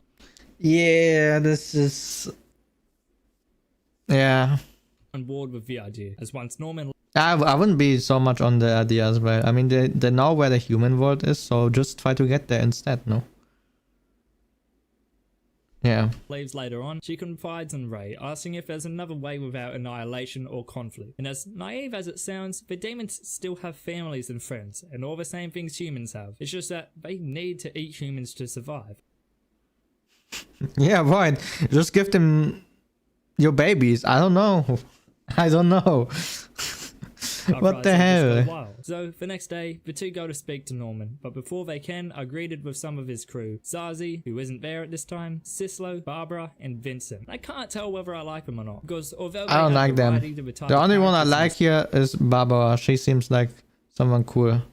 She seems like someone who would slap Emma to make her get some senses. Get what? This sentence doesn't make sense, but you get what I mean. the story. What? I can't help but think their personalities were made like how they were, make the story a bit more quirky. This is further proof when they all talk about how much they love killing and eating and torturing demons, and that everyone who doesn't agree with their plan is wrong. I especially dislike Barbara. It's like she was added to just be annoying. Like Why? Sislo and Vincent kind of more chill about it, but they all kind of just suck off Norman, which gets fucking annoying quickly. Okay. I hate them. Norman then finally On the human side, my god, he's tuming into a demon. This is just a joke. It's not something that happened in the manga. Okay. I don't know. I mean, Barbara seems like someone who can punch some senses into them, so they don't, stay there. But apparently she wants to stay there, so never mind. arrives, then showing the two the drug, but they question its effectiveness just because Sonju and Mujika don't eat humans and are fine. This makes Norman paranoid, questioning himself by asking the evil-blooded girl is still alive. And I'm sorry, but this shit What? just sounds lame as fuck. You couldn't be more creative with the name. Explaining what he knows, Norman reveals that Mujika is this evil-blooded girl, saying that with just a sip of her blood, a demon would gain similar powers to her and will be fine without eating humans. Around 700 What? years ago, as communities started to share the blood I'm of so each other, confused. the king of the I land will drink found something. out, then captured and murdered every demon who had obtained this power, because if spread anymore, it would ruin their own amount of power. But even so, Mujika was able to escape. Okay, so we have Mujika, a demon who, just by sharing her blood, can create a chain reaction of demons not needing to eat humans, which can create harmony between demons and humans. Great, right? Peace and No, harmony. because Norman's a stubborn little cunt. He just wants revenge. Wow, that's so Why? interesting. He keeps making up excuses on why this wouldn't work, revealing that they can't even take humans to the human world, because the entry to the human world Emma and Ray saw on the map doesn't exist anymore, and that the only one left is at the headquarters in Gracefield Farm, where they escaped from, and that it's basically impossible to get to, blah blah blah. I don't give a fuck, shut the fuck up. Both sides keep whining and shit, because Norman is now this fucking Sigma alpha male fuck the women type of dude, until Emma makes a deal. She'll find Mujika and Sonju for Norman, then he can't annihilate the demons, but they only have 5 days to return with them, otherwise the deal is off. Now, I might just be stupid, but doesn't Norman want to kill Sonju and Mujika? How would bringing them to him be a good idea? I might have missed something. Yeah, here, it doesn't but seem some like a shit good plan gets to me thrown as into your well. face in this scene, but it felt like I couldn't focus on anything. Once Emma and Ray leave, Norman and his gang meet up and discuss what new info they now know, which results in Barbara having a temper tantrum, then having what's called a lambda seizure. Apparently this seizure is normal for Zazie, Sislo, Barbara, What the hell? That's a lot of things.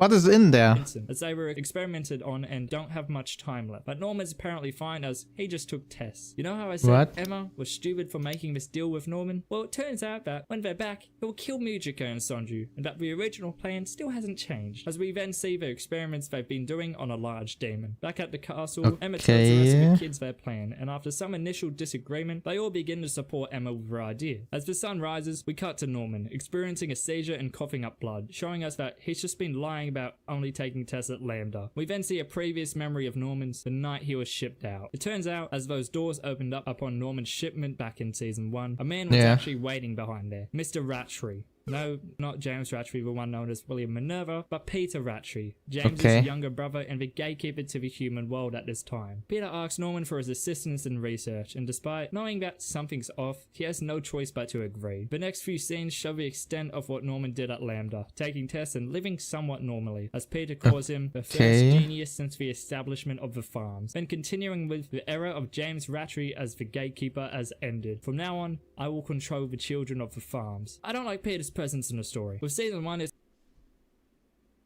What? How did he change his mind? Okay. I guess we just have to accept it. This complexity came with how carefully crafted the story and characters were, with twists and turns that connected in a brilliant way. But here in season 2, it's more dumbed down with very boring reveals that come out of nowhere in a bad way. As we see Norman come to meet Vincent, along with what everyone had been subjected to at Lambda, Norman makes a plan to blow the place Wait, up what? Vincent, along Wait. very boring reveals that come out of nowhere in a bad way. As we see Norman come to meet Who Vincent, are you? along with What is happening to them? The guy on the left is having a mental breakdown. The guy next to him already went through it. The one in the middle is going through it right now.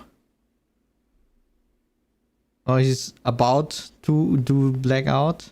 The guy on the right, I don't know what he's doing. Interesting. what everyone had been What the heck is that? What is this thing in the between the syringes? You have two knives, and then there's something big there. What the heck is that? subjected to at Lambda. Norman makes a plan to blow the place up, which he succeeds at doing. Escaping with his newly acquired friends, he gathers all the data Lambda had, whilst promising the eradication of all demons. Switching back to the present, we see Don, Gilda, Ray, and Emma on their journey to find Mujika and Sonju as they go from point to point, mapping out everywhere. But why do they want to kill them? They want peace. And they are killing them. Avoid wild, degenerated demons. Through all of this, Norman and his crew are still preparing for their attack, despite the agreement set in place. After a day or so, Emma and everyone go to an unexplored portion of the map and finally find what seems like footprints to the horse Sonju rides. But as they follow them, we once again switch back to Norman, standing on the edge of a cliff, monologuing about how he's not wavering from his Do a plan, flip. and that in order to save the children from all the farms, he would gladly become a god or a devil. I get that in the end, Norman's intentions are good, like, he wants what's best for all the children. Yeah, I fucking hate how edgy they make him out to be in this season. Yeah. Don't just fucking tell me your plans and shit. What made season 1 so amazing was how Ray and Norman in particular made their actual plans secret even to the viewer. But here, there's no mystery in anything. It's just a boring way to express his desire to kill demons. That night, Emma and the rest of the group are attacked by a giant wild demon, with Emma distracting the demon by shooting it before running away. Right as the demon's about to catch up to Emma, Ray comes in and shoots it in the eye, then dropping to the floor, with it seemingly Why is he always one hit when you hit him in the eye? What the heck is that about? dead. Everyone calms down a bit until... Oh. Happy birthday. Revealing that or they not. found them because Emma dropped her amulet, Sonju and Mujika ask why they're there in the first place, but not before an explosion goes off in the distance. Norman has betrayed Emma and set off the drug anyway, leaving many demons disfigured shells with no intelligence. This whole scene is actually pretty good. Despite the demons eating humans, I still thought it was pretty sadly disturbing to see them all running around in terror. I almost humanized them a bit. As Norman and his crew wreak havoc, the older demon from a few episodes ago meets Norman as he tries to kill his granddaughter. Yet the drug has no effect on him, meaning that he is indeed the same as Mujika and Sonju. Seeing the bond between him and his granddaughter, Norman begins to waver, only to stop himself from killing the two demons when Emma and Ray arrive. Now he's realizing how notices stupid he Norman's is. near remorse. She monologues about how he should share his suffering with them, and that it's not too late to turn back, calling him strong and kind, yet an arrogant coward. As Norman breaks down, Emma He just killed an entire city. What are you talking about? offers a shoulder to lean on, as Norman reveals that due to the drugs given to him, Whoa, this was so not necessary. How much resources did he use to make that? How much resources? With all those resources, you could have gone to the human world for real, man. What the heck is this about? at Lambda, he won't live much longer. What the heck? It's a founding titan. The degenerated demon is about to attack. Mujika, Don, and Gilda arrive, with Sonju cutting off his arm and feeding it to the demon to reverse the effects of Norman's drug. With scenes of disaster following, we see Barbara about to kill the two young demons we've seen all throughout this season, begging for their lives to be spared. This is one of the only good things about this season. The way it's been able to humanize the demons was really good. It really showed that it's not so much for middle class and such demons that are bad, they just didn't know about Mujika's powers, but it's more headquarters that are the enemy. As Barbara breaks down with Sislo helping her, the two demons are only spared when Norman forces them all to stop killing. Despite going against what he and his crew initially wanted, Norman says that he doesn't want to eradicate the demons anymore, with everyone changing their minds except Vincent. It was pretty pissed about. How did they change their mind now? I'm so confused. Okay. Okay. Okay. I'm guessing one of this stuff came back from watching the Joker movie. Yeah. With Sanji and Mujika arriving and confirming the recovery of the demons in the town, the kids go back to their hideout, only to be told that Phil and the rest of the kids are about to be shipped. Switching to headquarters, we see Peter having a meeting What happens if the humans eat the demons?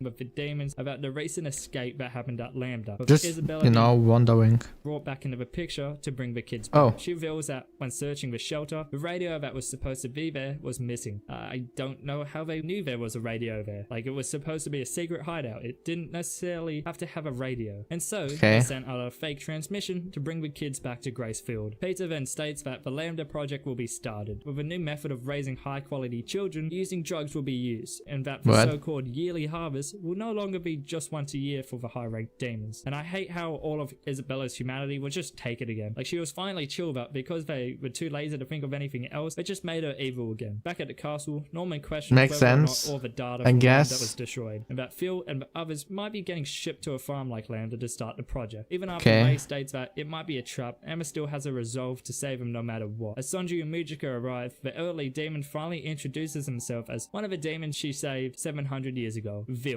What? He's 700 years old? How old are they getting? Wait, what? What the heck? To his granddaughter, who How old is this child there? Is she also 100 years old? hands it to Emma. A part of a pen falls into her hand. He What says is that this? he found it with a near dead man some 15 years ago, who before his passing stated, "Give this to the children of the farms. Let it give them a glimmer of hope." He then ate the human. But even so, he recognized that the human had a will just like them. But he ate humans regardless in order to hide the evil blood within him. As Emma puts the part onto the pen, it reveals a map of the entire farm, along with the placements of guards, wiring, and the building circuitry. It's essentially a guide on how to escape to the human world. It even includes how to make the cure for Norman's and the others' side effects of the drugs they were forced to take. With all this info being brought due to Vilk, he seems glad that he was able to help the kids out, but before leaving, Norman goes to apologize, but is instead stopped by Vilk's granddaughter, who apologizes instead for what her kind did to the human race. And with that, Vilk leaves and all the kids head to bed, happy with their newfound discovery. Okay. Interesting. Yet that doesn't stop one person from being an absolute cunt. The next day, everyone gets together to come up with a plan to save the kids and escape with everyone. What is he doing? What is he about to do? You have all been relocated to the varying 4 plants preceding the fire, along with the other 40 kids in each plant, and get to the basement headquarters lowest level using one of the elevators there. With this, they also have to watch out for any of the sisters, along with the estimated 30 to 40 demons on guard. With this, Vincent tells Peter via the radio their plan to escape, because apparently they've lost touch with reality. First, the kids will be using hot air balloons to disperse the drug that degenerates demons onto the guards. Then they'll learn to get all the children before taking off into the sky, assumingly to go to headquarters and then the basement. We see Isabella confirm preparations for this drug dispersion to be prevented, and she does this really off-putting smile that just looks goofy as ever. The next day, what is this? The farms gathering all the children and how that this will be my new profile picture. just looks goofy as ever. The next day, we see one of the farms gathering all of the children and their suitcases, before we switch to Emma and everyone else doing their preparations. Finally, everyone heads out to escape once and for all, heading to the different plants, but with headquarters already knowing, they had demons stationed just to destroy the hot air balloons. What is... Okay, it's hot air balloons. Okay, interesting. But even inspecting them, no one resided in them, but instead the demons being blown up by explosives. How did they time this? How did they time this?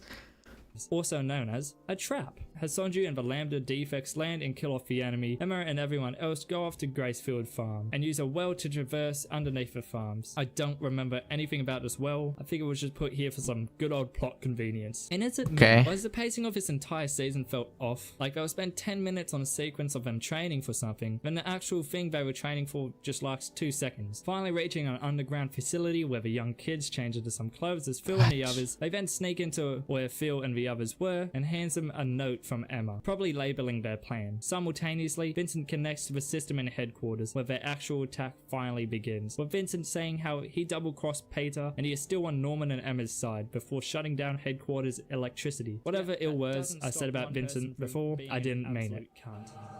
Oh no. Oh no. What is he gonna do now? Oh no.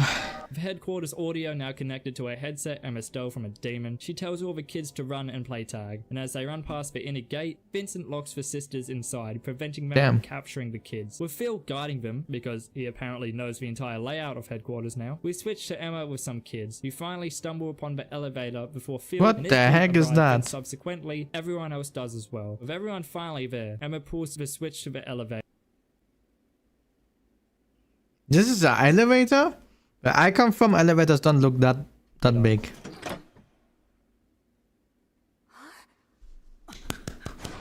Oh. Yeah, they're trapped. They are gonna die right now. They're trapped.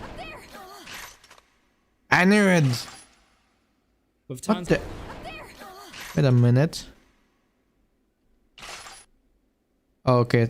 I thought she's having like a how are you calling those the miniguns or something like this? Those that they go super fast. I was like, why is she like that?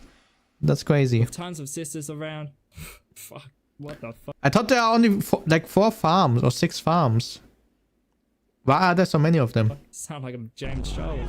Whoa. We finally see the mastermind behind all of this, Isabella, who is now Of apparently course. a grandma, with Peter shortly arriving after, with all the systems now back online. With nothing else to do, She's a everyone puts grandma? down their Their son doesn't have a child. weapons. He's like freaking 6 years old or something. Isabella and Peter come downstairs to them. Peter also does this awkward little kick. It just looks fucking Why? Why did you do this? stupid, like it didn't even Yeah. go far, dude. With Emma protesting against Peter, Isabella suddenly pulls her gun onto him, revealing her true intentions as the other sisters point their guns at him as well. It's What? like, haha, yeah, woo, she's a good guy, but like, why did it come out of nowhere in a really shit way again?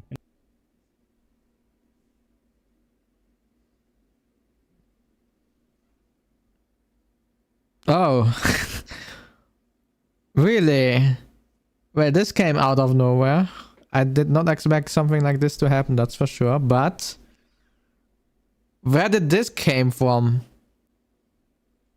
In the first season, we would get very slight hints at things to help us figure shit out, but in this season, it just feels like they were making shit up as they go, just because there's no connections within the plot. Despite Isabella and the sisters joining Emma's side, it's revealed that there's still a large number of reinforcements heading their way, but just as hope seems futile, a shit ton of newly evil-blooded demons break down the outer gate, expressing Oh, how what they a won't let the coincidence. farms rule them anymore. What Again, a it's all just more coincidence. plot convenience, like why are they attacking at exactly the right time to help out the humans? We know that it was Sonju and Mujika that told all the civilian demons about this, but if that's the case, why weren't they there just a little bit earlier? And also, how the fuck did Vilk and Mujika get to the elevator so quickly? Just 30 What? seconds ago, they were still outside. Just not possible. With Peter brought to his knees, he explains that They you are cannot take magicians. peace without sacrifice, and to do that, he upheld the promise made by his ancestors some 1,000 years ago. Despite his wrongdoings, Emma still reaches out her hand to him, asking him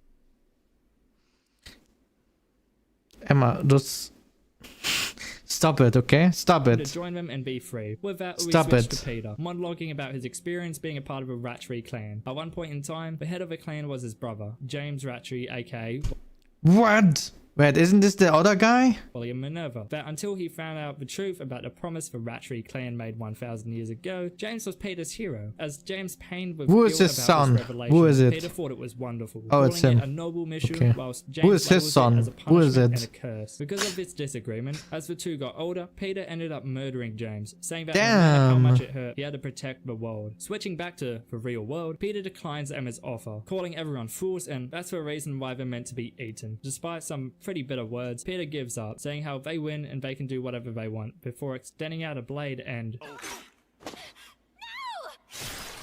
Yes! Let's go! Huh? Why is there no blood on it? Didn't he just... Okay.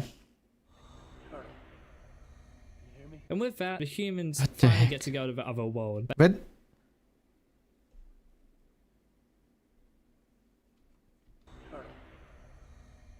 And with that, the humans...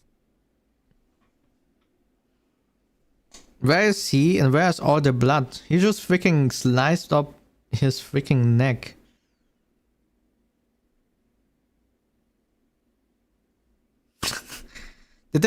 Okay, those maids are really quick at cleaning everything. Okay, I see.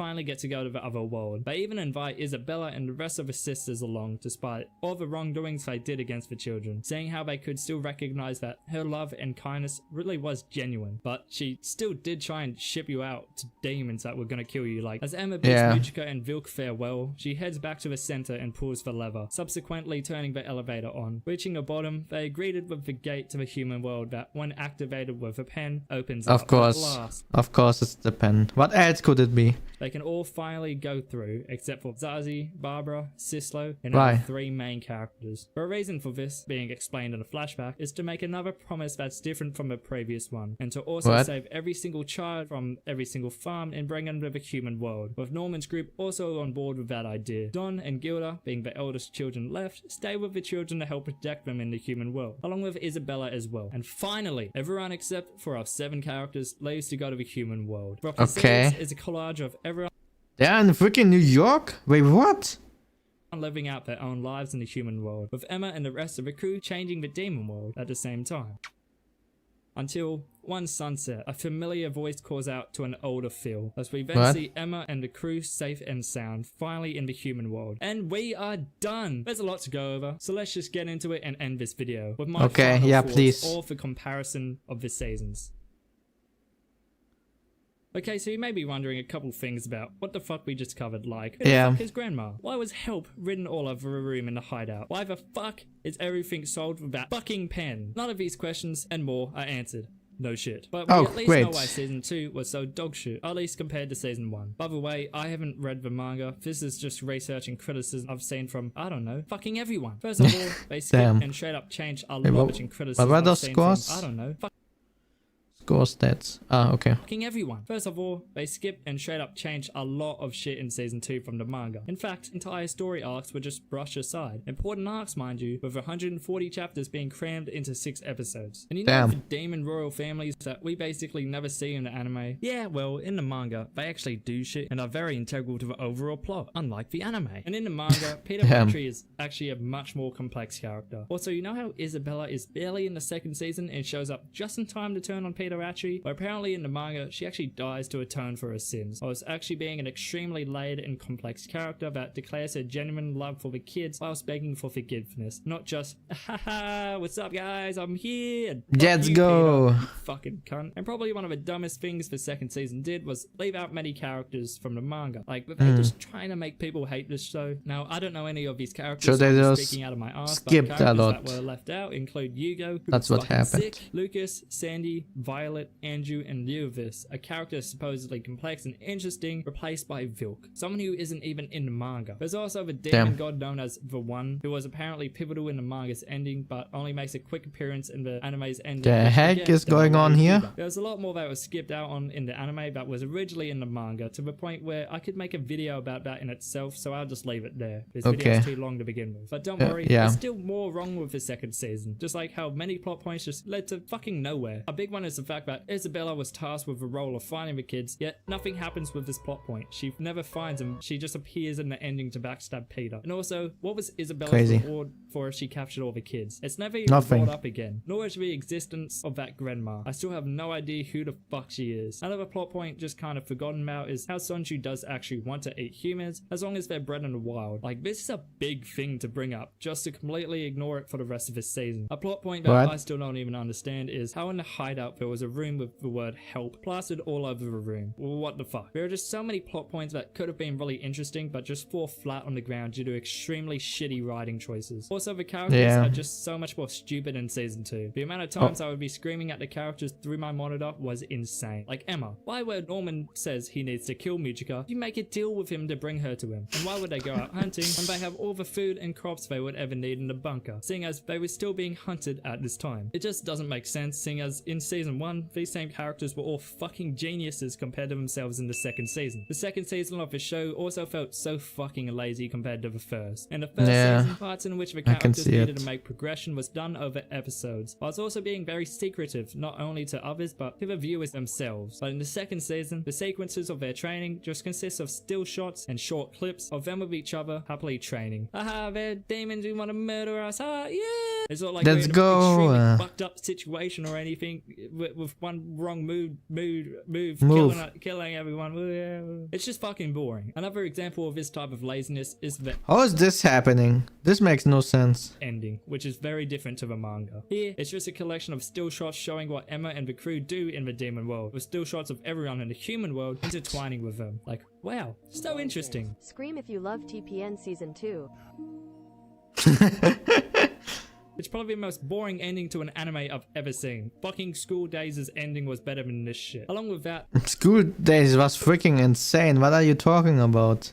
the thriller mystery aspect the manga is known for and the first season is just completely gone in the second season. The only time I was surprised while watching the second season was when Norman showed up. Because of this, the show has no actual value. You're not going to be constantly trying to figure out what's going to happen next. It'll either be something so predictable or so outlandishly stupid that it will just bore you. Like, why try and use your head when you already know that plot convenience rules over this entire season? I could go on for fucking years about how shit this second season really is, but the only decent things about it being that the animation was alright and that it's only 11 episodes, so you won't have to torture yourself for too long. So Nice. I want to end this video on a high note and talk about what makes season 1 of The Promised Neverland so fucking brilliant. First of all, the first season is actually properly adapted, according to a couple of online sources, with around 37 chapters being adapted into 12 episodes compared to season 2 adapting chapters 38 to 81. But again, I can't that's crazy. know how accurately they did it. But what happened?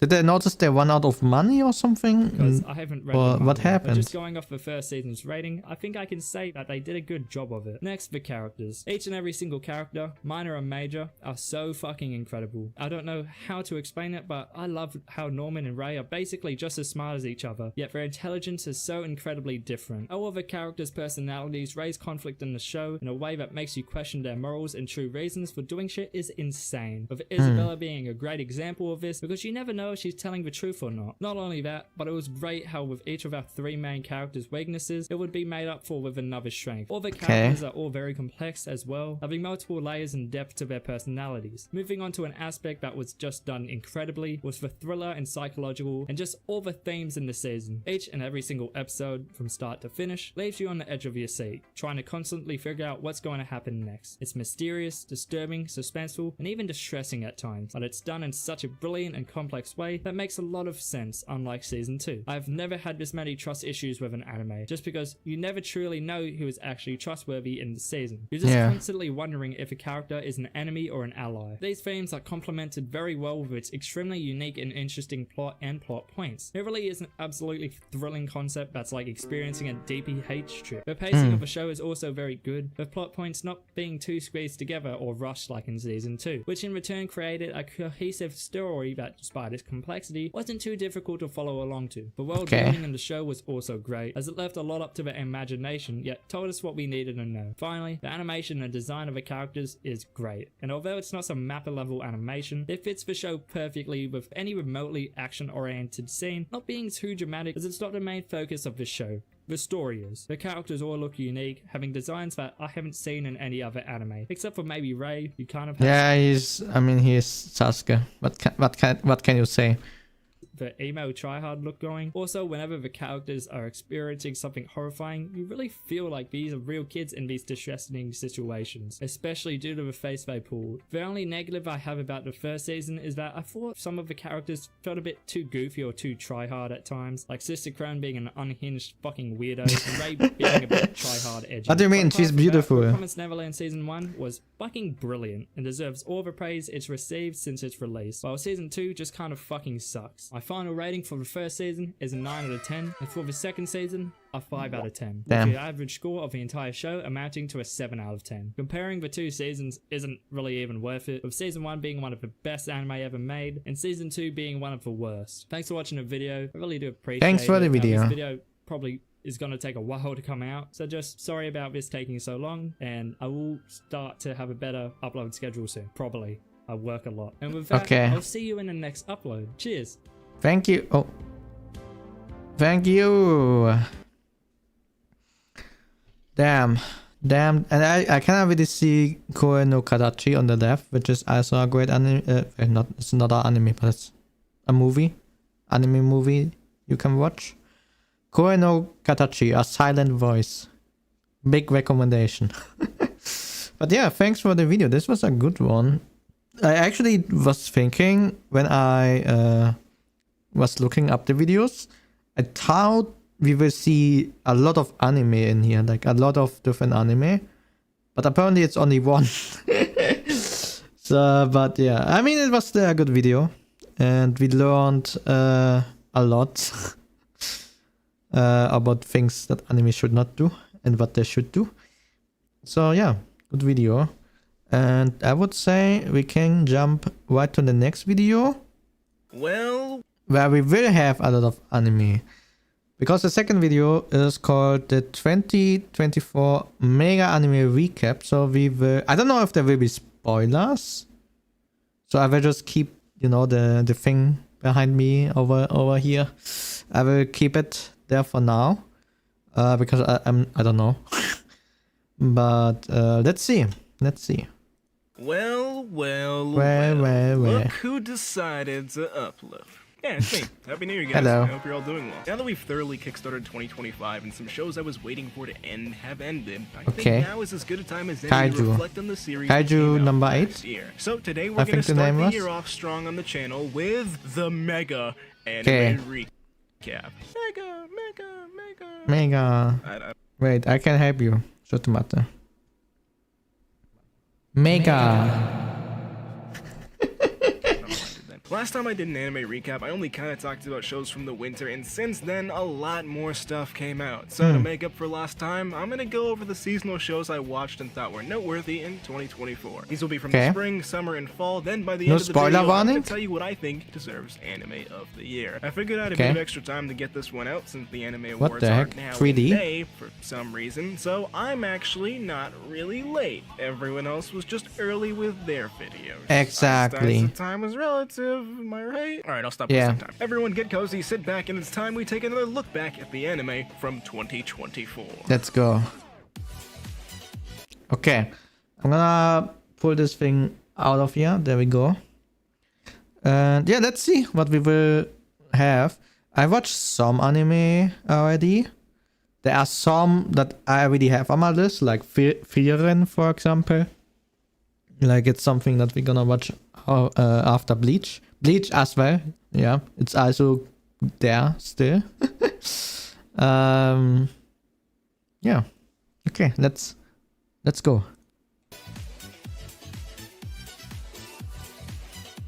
Oh, this is his intro. What? Actually, before I talk about spring anime, there's one from the winter that I just didn't talk about last time, and I feel I have an obligation to mention it here. Okay. Dungeon Meshi. Here we have stupid, dumb idiots fighting and eating bug snacks while traversing through the big dungeon. Nice. Yeah, I like the show a lot. Once again, Studio Trigger came back to bring us yet another banger. Fantasy anime had already made incredible waves early in 2024, with Frieren finishing up, and Dungeon Meshi kept the genre going in a completely different way. This is a show that embraces the tomfoolery that is anime while giving you a pretty damn interesting story. I was not expecting such a lore-rich world from a show that initially seemed like it was just gonna be about cooking up the monsters and eating them. This strange dungeon the main Is party it good? finds themselves I don't know. venturing through is incredibly expansive. A whole ecosystem exists here, and messing around with it has consequences. Fucking around too much on one floor can cause problems in other places. Monsters will start to climb up or descend through floors, impacting the overall balance. Other species that live inside the dungeon also get affected, and resources become at risk of being depleted. So much thought was put into the actual structure of the dungeon rather than it being the typical big strong monsters on the lower floors, and then you're gonna need a big sword to get through them. So that was nice. Aside from the dungeon itself, the characters here are pretty sick. Everyone is likable in different ways that make going through each episode enjoyable. I watched this one dubbed because I saw a bunch of cool people that I like were in it, and they fucking cooked. Their performances have a ton of charm and bring an extra layer of life to the show, so if you're gonna watch this one, give the dub a chance. You coward. Overall, Dungeon Meshi was a fun time with a good story, good animation, and good characters, so if you couldn't tell by me saying it, this show is good. I'm looking forward to seeing what they do next with Season 2. Now with that done, we can finally move on to the rest of the year. Alright, let's see. So what are we gonna write on our list? What are we gonna write on it? Which one? Oh shit, I'm gonna be here for a while. Wait. We move on to the rest of the year. Shut the matter. Oh shit. Okay, do I know any of those? Did I really watch any of those? I did watch... Wait a minute. Actually, Dan I haven't watched yet. I know that there is a cool thing. Bleach, I'm already recording. It's coming soonish. Like I discovered that there's still like another season apparently of Kaguya-sama, so we will finish that one first. But apparently, yeah, in like, I don't know, 2 months, 3 months, we will be at Bleach. What else do we have? Kaiju number 8, I did watch. I actually watched it myself in private. Huh? Wait, what? Wait. Huh? How is this anime called again with Megumin and Aqua and Kazuma?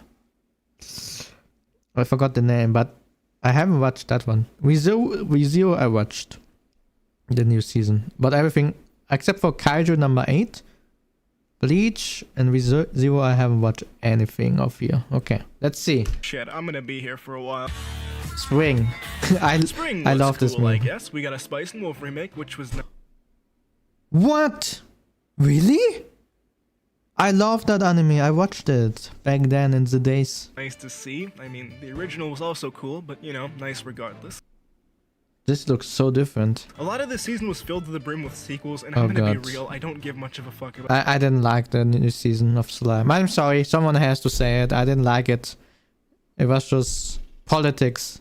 I don't like politics. MHA Season 7 or Demon Slayer, whatever the fuck season that is. You see, I need some real sequels, not no bullshit shonen fuckers. No, I need that good, elite slop. Okay. Oh, Mushoku Tensei. What is this? Spoilers. Oh! I think I watched it. Yeah, no, I did watch it. So spoilers are here again. Let me put this thing back on. Shut the matter. Where is it? There it is. Okay. Spoiler warning. Wait, no, it's too big, no? Okay, let's make it a bit smaller. Like that. You've been warned. Okay, there we go.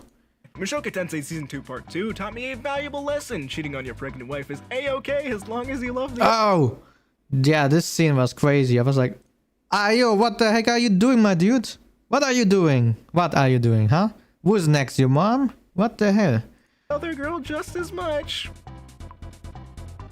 Rudy, what the fuck, man? It's getting harder to defend this goofball as time goes on. Iris. I like Iris. Iris. I feel bad for her. My dude is out with 1,000 wives, 1,000 girls. Meanwhile, she gave everything, and a dude on the bottom doesn't give a damn about her. Crazy. It started with his degen shit as a NEET, then his degen shit as a reincarnated femboy, and now he's collecting fantasy women like Pokemon cards. And that brother is addicted to them packs. Alright, but really, after coming off the erectile dysfunction arc, Ryu's life is really on the up in more ways than one. Yeah, I realize if you've never heard of this show before, it sounds pretty bad. But oh look, boobs and fighting. Yeah, what the hell? My brain is melting. Mushoku Tensei is a well-made show. If you like isekais, it is worth it. You want a title that okay, maybe I shouldn't stop at this frame. Doesn't matter. Okay, not this one either. There we go. Yeah, I think it's okay actually. I like the beginning, and I like the goofiness. But yeah, then I don't know what happened in the last season. The last season, in my personal opinion, was not that good. It was okay. serious plot at the same time. This is honestly one of the best out there, and with Season 2 Part 2, it is a return to form for the series. We get that adventure we missed out on from the first part of Season 2, and it was very nice to see. I would have loved, yeah, to see more of the girl on the right.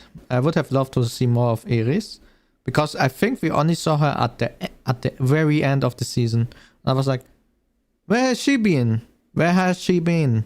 What is she doing right now? What the hell? Does she know that her freaking boyfriend is apparently marrying 2 other women? Does she know that? Still missed that whole feel from earlier in the show with everyone's favorite bald Unk and angry red tsundere, but it still maintains exactly what made the show so strong in the first place. There were some really hard-hitting moments in this part of the season that surely, most definitely, had an impact on Route 8 for the better, I think. But yeah, a lot of cool moments and fun action with some goofiness. Mushoku Tensei definitely finished off Season 2 strong. Hopefully next time we see... Yeah, okay, if you say so. I don't think so. I'm just a hater. I don't know. Maybe I'm just a hater. Rudius' streak of terror will come to an end. Yeah, no, who am I kidding? Let's be real. Konosuba is back, Oh, baby! Konosuba was the name. 5 long years I waited. Really? Actually, it was only 1 because I watched Konosuba last year, but to prove the point, 5 long years! Spring 2024 I didn't know it's really back. thrived at giving us peak isekai back, and let me... I'm gonna watch that. I don't know if I'm gonna watch it on stream, because at some point this channel is just gonna turn on every day another anime, but we are not there yet. Maybe at some point when we grow big enough I will do it, but right now there's no way, no way. I tell you, I was very happy to get more Konosuba. This show is like the It's Always Sunny in Philadelphia of the anime world. The characters are all insane in some way and somehow stumble their way to We the even have Aqua on our Discord server, can you believe it? finish line every episode. Even though she's a little bit less active lately, but that's good.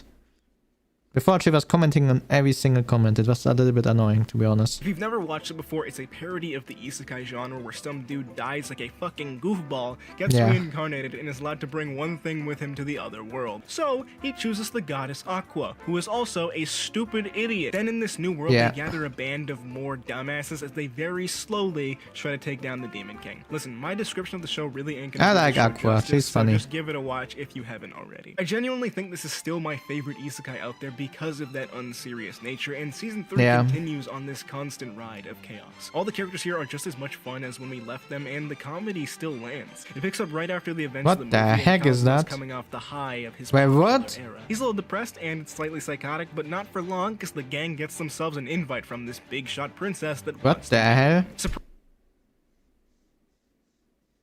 Why are we going into Lollyland? Why? There's no reason to do that. No freaking reason. Surprisingly, Season 3 had a lot of solid emotional moments. The whole second arc was really well done, and I think this might be the best Konosuba that we have gotten so far. Do yourself a favor, stop watching other cheat scale isekai, and put on Konosuba, because every single season, OVA, and movie has been incredible from this. Whoa, calm down for a second, my dudes. Could you maybe, you know... Calm down. This series. It's great to have Konosuba back, and I am praying we get a new season within the decade. Nice. A man can dream. Gin, scotch, vodka, LeBron James Hennessy, sipping on the Bronx. Anything you can think of, this man could whip up. Bartender Kami no Glass was yet another remake / reimagining of an old show, and I could have never believed. If someone has told me 10 years ago there's an anime about a bartender with a really good animation, I would be like, what the heck are you talking about? The spring. But there we have it. Now, was it actually good? I mean, it's pretty cool. I liked him. With Bartender, you're not really getting yourself into anything crazy here plot-wise. It's a dude who is really good at making drinks. Think Soma from Food Wars, but as a bartender and less freaky. Basically, to break it down, these girls who work at this big fancy hotel stumble upon a niche bar where only one dude is making drinks. They sip on his magical sauce and are like, yo, we gotta get on that. So they spend the entire series trying to recruit him to join their bar at the hotel while he keeps rejecting them. They even get Grandpa on that shit as reinforcement. Listen, they were real desperate. Crazy. My goofball synopsis of the show, Bartender is more so about the relationships between this bartender and his customers. People will come in with some assortment of personal issues, then Mr. Bartender over there will spit some wisdom and make a perfect drink to help with all their struggles. Because as we all know, alcohol is the solution to everything. No, it's not. The show covers a lot of interesting adult concepts like the stress of work, relationships, past trauma, and depicts it pretty well. Plus, we get some cool knowledge bombs about the origins of certain drinks, which is pretty neat. Overall, Bartender was a cozy show. Nothing too revolutionary, but but I would say if you don't have anything to watch, it's enjoyable. Above all, I'm just very happy we got another show. Can you believe this? We have anime about alcohol lore before GTA 6. Crazy. That wasn't more high schoolers Crazy. fucking about, so bartender gets extra points for that. In conclusion, watch it if you want. Also, please do not think you can make drinks after this one. You are not him. Wait, what's that? Another anime that's not a sequel or a remake? I watched Thank that goodness. one. It's Kaiju number 8. Awesome. And if you haven't seen it already, come on, you gotta get on this. Yeah. Imagine this, a world like That's a ours good with one. these gigantic man-eating creatures terrorize. Who doesn't The like governments big have monsters assembled being a task force with destroyed the sole mission to stop in a million these creatures pieces? for the sake of humanity. Wait, does this sound kind of familiar, or is that just one ordinary guy with a strong sense of justice finds himself obtaining the powers of these terrifying monsters, but he has control. No, Eren, Now, with don't these do it, powers, they can Eren. wipe out all the rest of the monsters who have caused so much pain and suffering to humanity. Wait a minute. This is just Attack on Titan. Yeah. Or not. What the hell is that? Kaiju as a show is maybe not the most groundbreaking thing you'll ever see, but everything that it does is done well. The animation and fights are top Yeah, notch. I love all the battles are animation raw in and that one. hype, each with their own unique aspects. Every kaiju has their own set of weaknesses and needs to be handled in a specific way. As a result, the fight sequences have a ton of nuances that keep things engaging. As for the characters, I think everyone is passable here. They are a little on the shonen-y side, but I'd say the main cast is likable. The big standout, Yeah. of course, is Kafka, who as a protagonist is really refreshing to see. Now, this shonen series does something rather Whoa, interesting. wait, what? Get this. The main guy is over 30 years old. Oh, yeah, true. Kafka is a lovable, goofy guy with a dream that has been shattered by time. He had pretty much given up any chance of becoming this elite officer. Yeah, he just wants to body get and his spirit waifu. started That's to all he go. wants. Still, he chose to wear this bright, determined face as he marched forward through life, and then, by sheer chance, he's given an opportunity. Becoming this humanoid kaiju makes him this invincible beast capable of taking down these monsters that have been plaguing humanity for decades. I think what's so interesting about Kafka's character is that even after obtaining the powers of a kaiju, he's still just like a dude, this kind goofball with a strong moral compass. Instead of using his powers to become an officer, he chooses to do it himself. His experience from life and dealing with kaiju corpses all the time instilled in him a lot of knowledge about these monsters, so he's well That's versed true. in their He knows weaknesses. Through everything his about them. determination, he manages to stumble He knows everything. In and out. Literally. In and out. his way onto the forest while keeping his gargantuan secret from everyone that could easily cost him his life if people were to find out. Kafka alone is one of my favorite parts about this series, and he gives some hope to all the unks out there, so major respect to him. All in all, Kaiju number 8 is a very solid series that lays the foundation of what could be one of the next big shonen anime to dominate a generation. But we'll just have to wait and see, because sometimes writers can just fuck off halfway through the story. Anyway, final thoughts. This is like Attack on Titan mixed with One Punch Man, so put it on if you like to watch the punchies. Alright, now Yeah. it's time for my seasonal rapid fire, where I'm going to talk about What is stuff that? pretty dang quickly. Let's go. Cloverworks brought us our annual Windbreaker. delinquent show, Windbreaker. Whoa, Taking the over from animation looks sick.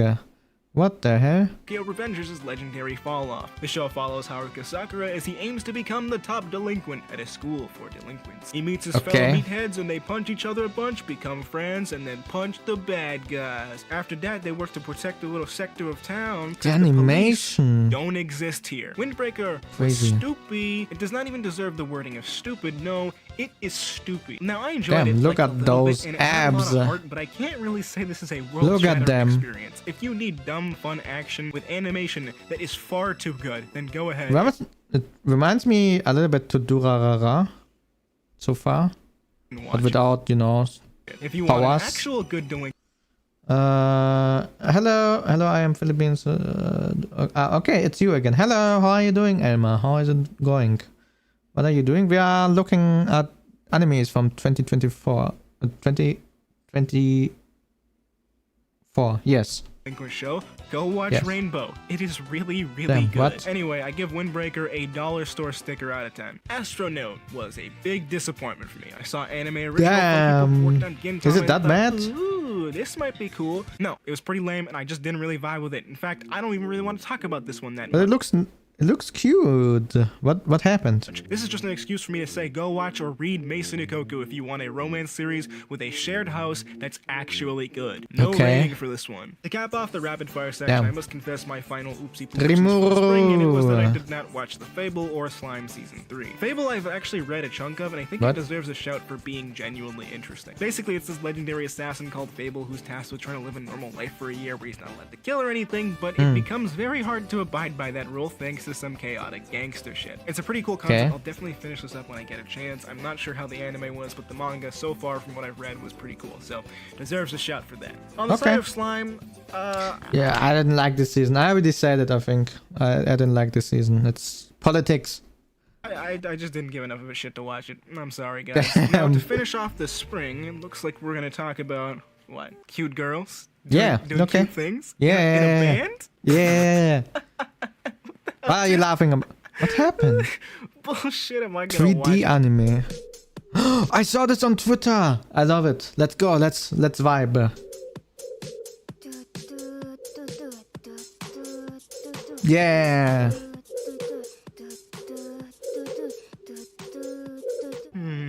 Wow, why did you stop?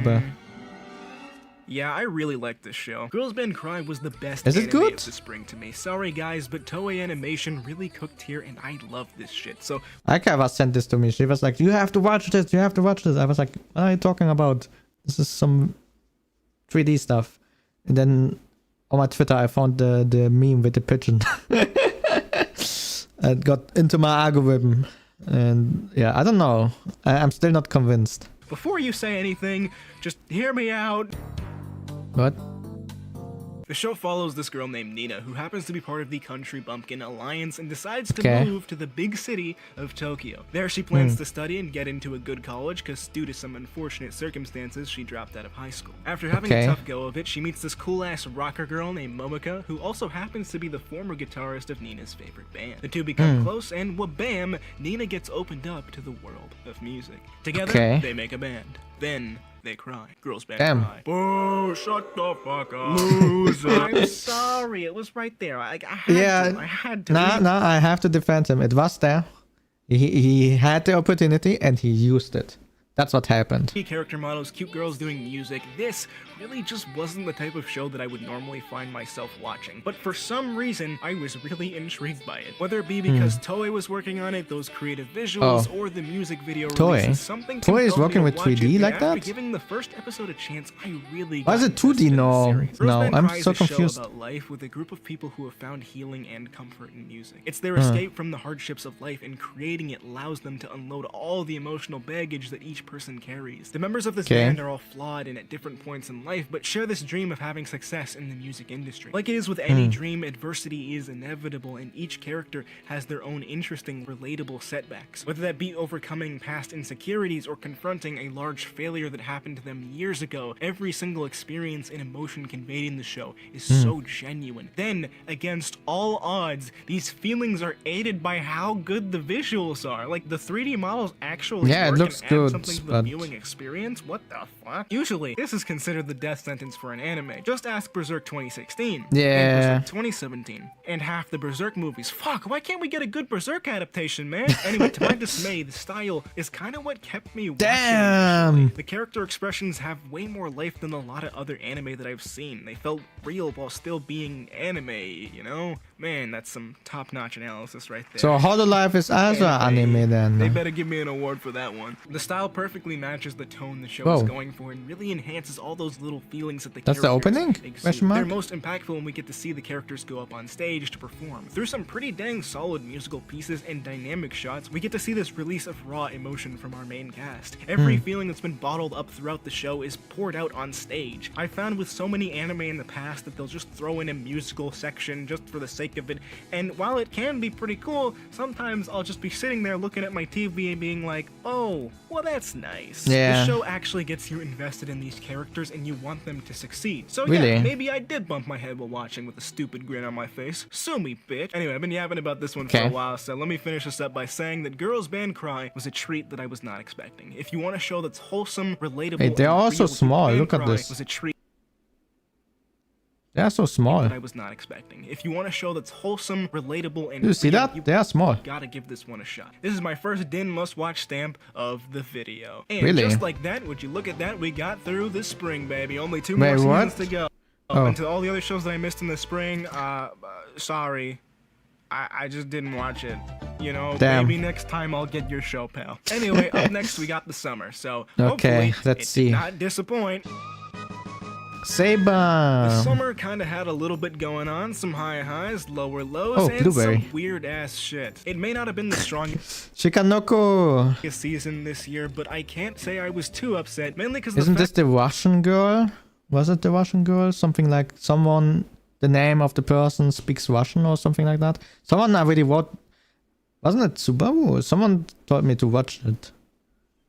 I'm not sure who it was. Back then, Monogatari came back. After a 5-year Oh, wait, some what? studio troubles, and a global pandemic, the Monogatari series has returned. I'm Damn. not even gonna bother trying to explain what the hell the series is for newcomers, because there's far too much to cover. If you like the Bunny Girl series and shows like Holic, Mushishi Mononoke, or anything artsy-fartsy, you'll probably enjoy this one. I think the biggest praise I can give the heck? off-season was that it just felt like no time had passed since we last saw it. We get thrown Really? right back into the wild world that is the Whoa, Monogatari series what in was the that? same way we're used to, with some clean, modern animation. At that point, Shaft really went off here. The shots were stylized and bombastic with a This ton of looks different so pop culture cool. references. The dialogue was just as I witty haven't as watched ever. everything. I think I watched a little bit of season 1, but for some reason I stopped. I think it was because of school. I'm not sure. Yeah.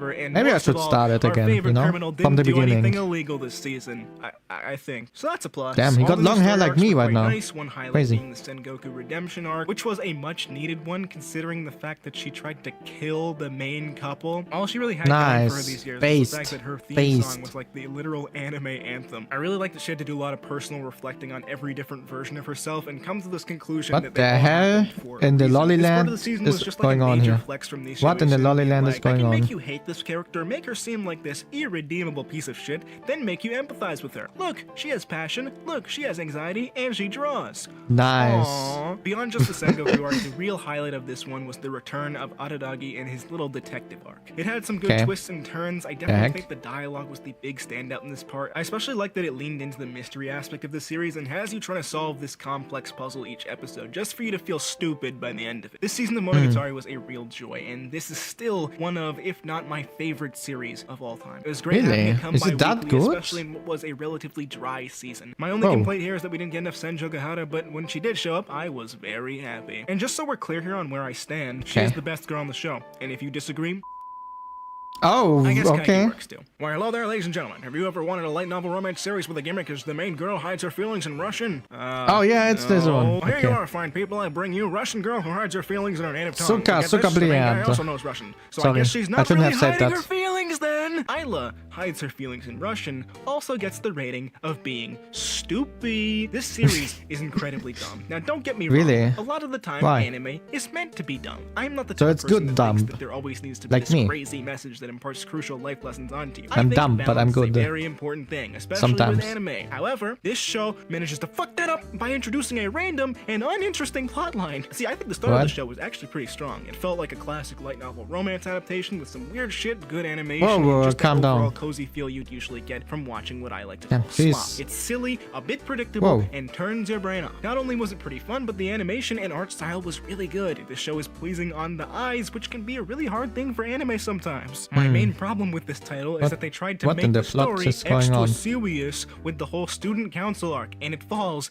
very flat. This show is at its best They're doing when a the characters broadcast. are together and goofing off. So when they take that Whoa, away and replace it with a very bland attempt at storytelling, it leaves a bad impression. The whole student council arc becomes a secret family civil war featuring main guy, his What? sister, and some Russian chick who doesn't even know what's going on. Now this show is relatively popular and it's getting a season 2, so maybe I'm just being a grouch, but as the connoisseur of slop, I really can't overlook the bullshit that this show pulls out towards What the is end. going I think on? if you like watching slop like me, this show is something that can somewhat fill that void. Just Okay. start to get bored, do yourself a favor, and stop watching. The Okay. show was disappointing, but knowing my addiction to slop, I will probably watch season 2. Damn. Finally, we're back to a good light Makane. novel adaptation with Mecha. This show, as implied by the title, is about those girls who don't Blueberry. make it out as the winner in their respective romance battles. We've got the energetic, athletic one, the shy, annoying one, and of course, the most notorious of them all, the blue-haired girl. The A Blueberry, legendary yeah. character type that has roughly a 0.0001% chance of actually winning. Even if they're perhaps the better character, they still end up losing for that one Toradora. defining trait, Let's the go. blue hair. Big props to this show for actually giving her some love. Too many Really? losing heroines takes this creative concept and works with it in a really Yeah, it's true. We lost a blue one last week as well. I'm sorry to bring it up. I'm sorry. I shouldn't have bring it up. clever way to provide a refreshing take on a lot What of the hell? harem romancy tropes. It gives us a solid set of main characters who are both silly and interesting. I think Anna was definitely the standout for me because she is just an absolute goofball. It's just fun chaos whenever she's on She screen. looks funny. She definitely makes things a lot more I like her entertaining. hair. In terms of our main protagonist, he's a bit of a wet blanket, very standard as lead characters go, but he's passable. I would like to see more character growth from him in the future, but I can't dig into Nuzu too hard because he doesn't commit any major offenses. I think one of the strongest Whoa. parts in this show is actually how it focuses What on the heck was platonic that? relationships that Jump form scare. between each of the main characters. This first season is a lot more about these girls trying to What get the over hell? We their got a full gang. We got blueberry, strawberry. Wait, this is not really a strawberry. What is that? If it would be a fruit. The one in the middle. I don't know. Whatever. hardships while this dude kind of helps him out, in turn creating his first set of friends. Anna and Nuzu's friendship definitely was the standout of all of them, and it's been pretty sad. Why is she having so many of those things there? Do you see that? What is going on over there? What is that? Satisfying to see develop. I definitely think this is one of Is those this normal? romances where the slow burn is gonna thrive, giving us a lot more of the intricate emotions in between the final relationship. Season 1 of Too Okay. Many Losing Heroines gave us yet another light novel adaptation with great animation and some fun shenanigans. This was definitely one of the highest points. It for is the normal, summer that apparently. romance What fans the are heck? Probably gonna want to watch. Pseudo Harem came along last summer and did What is this title? What the heck? the impossible. It ended the great issue plaguing the anime community for decades, the Okay. Best Girl War. To do this, they enacted something unthinkable. They removed the competition from the equation. But then, Whoa. you may ask, Din, how is this still a harem? Well, Yeah. my friends, I introduce to you She's having a boy hair. What the heck?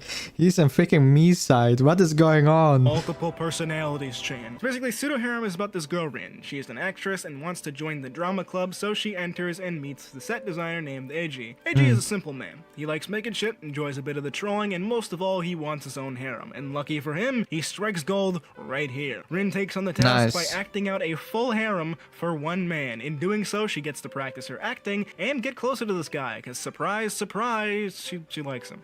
She likes him. This is a really Yeah. cute and wholesome romance. It's clean, satisfying. It depicts some looks really cute, nice moments yeah. that'll tug at your heartstrings. This is not a crazy masterpiece in the genre, but once again, this is peak slop to melt your brain away with. I really like this show, and if you want a series that wraps itself up in 12 episodes, It looks like one of those series, you know. You are like in your room, you are like, I don't know what to watch. And then you see this and you are like, whatever. And then you binge watch everything in like 2 days. It looks like one of these anime. giving you a good romance without any bullshit. Here you go. Watch it. Alright, the time has come once again for our seasonal Shikanoko. rapid fire. where I'm gonna talk Shikanoko, about let's a lot more stuff this go. time. Oshinoko Season 2 came and went. this is yeah, not yeah, it's a good Shikanoko. story. Yeah, This good is production Shinoko. value. But you know, all I can Oshinoko. really think about with this series right now is how the manga ended. It was just so abrupt and, well, not exactly the most surprising finale The in manga? the world. Just the way I it was haven't done was read so it. jolting. It was like speeding on the highway and then just hitting the brakes, coming to an abrupt halt. I really hope when this gets animated in whatever season, it gets fleshed out just the tiniest bit more. Oh yeah, season 2. Everything was good. I'm gonna be real, I just Yeah, it want was- an excuse to it talk was- about the manga for it the was moment. good. Listen, I've been holding it in for a while, and at least I'm not talking about JJK, because then we'd be here for a lot longer. Okay, Why not? Why not JJK? Why not? But Kimi ni... Okay. This is still going on? This show is like 10 years old. Season 3. Man, it's been a while since I saw this one. When the hell did Season 2 come out? 13 years. Oh my lord. Yeah, it is really absurd. old. An anime Damn. coming back after such a long hiatus almost good? never happens. This is what we call in the industry a miracle. Now, is Kimi ni Todoke still I have never good? watched it, but I got it recommended a long time ago. A lot. But it was primarily by girls. So I don't know if it would hit my taste, you know. I'm not sure. Good? Yeah, absolutely. Come on, man. This is peak shoujo. Everything is back. Our favorite wholesome girl, the awesome besties, the incredibly long and awkward pauses. It's all back with that brand new animation. I love the This one Bleach coming back just OST really in the makes me background. happy. You know, it's one of those incredibly solid shows that had a lot more to tell, but wasn't given the opportunity. And the fact I'm that sorry. it came back with these hour-long episodes was just amazing. We got so many good payoffs, and each of the main characters got a ton of love. Also, just to note, note, the pacing was a lot better than before. I mean, I guess you're kind of forced Really? to do that when you only have 5-hour-long episodes, but regardless, it was a pleasant surprise. Now, I know I've been talking about romances so much in this video, Is he a romance fan? I'm just asking, you know? I'm just asking. if you need one to just relax with, this is absolutely one of the best of the best. Really? It is so great to have this show back, and hopefully Netflix will greenlight a season 4. Okay, let's see what we got next, dear anime. What happened to the Ulquiorra OSD? I want a bag. Bleach OSD are just so good. It's just so good. Okay, now we got Chikanoko. May, okay, interesting. Let's play this. Peak. Peak. Can't you see the peak? Peak. I'm gonna be honest. It's good. I don't know what the fuck just happened. When I watched the last episode, it was like getting the Men in Black neuralizer. Something in my brain went kaboom while watching this. 6 out of 10 would do again. It was like my last entry. Next up, Code Geass. What? Code Geass came?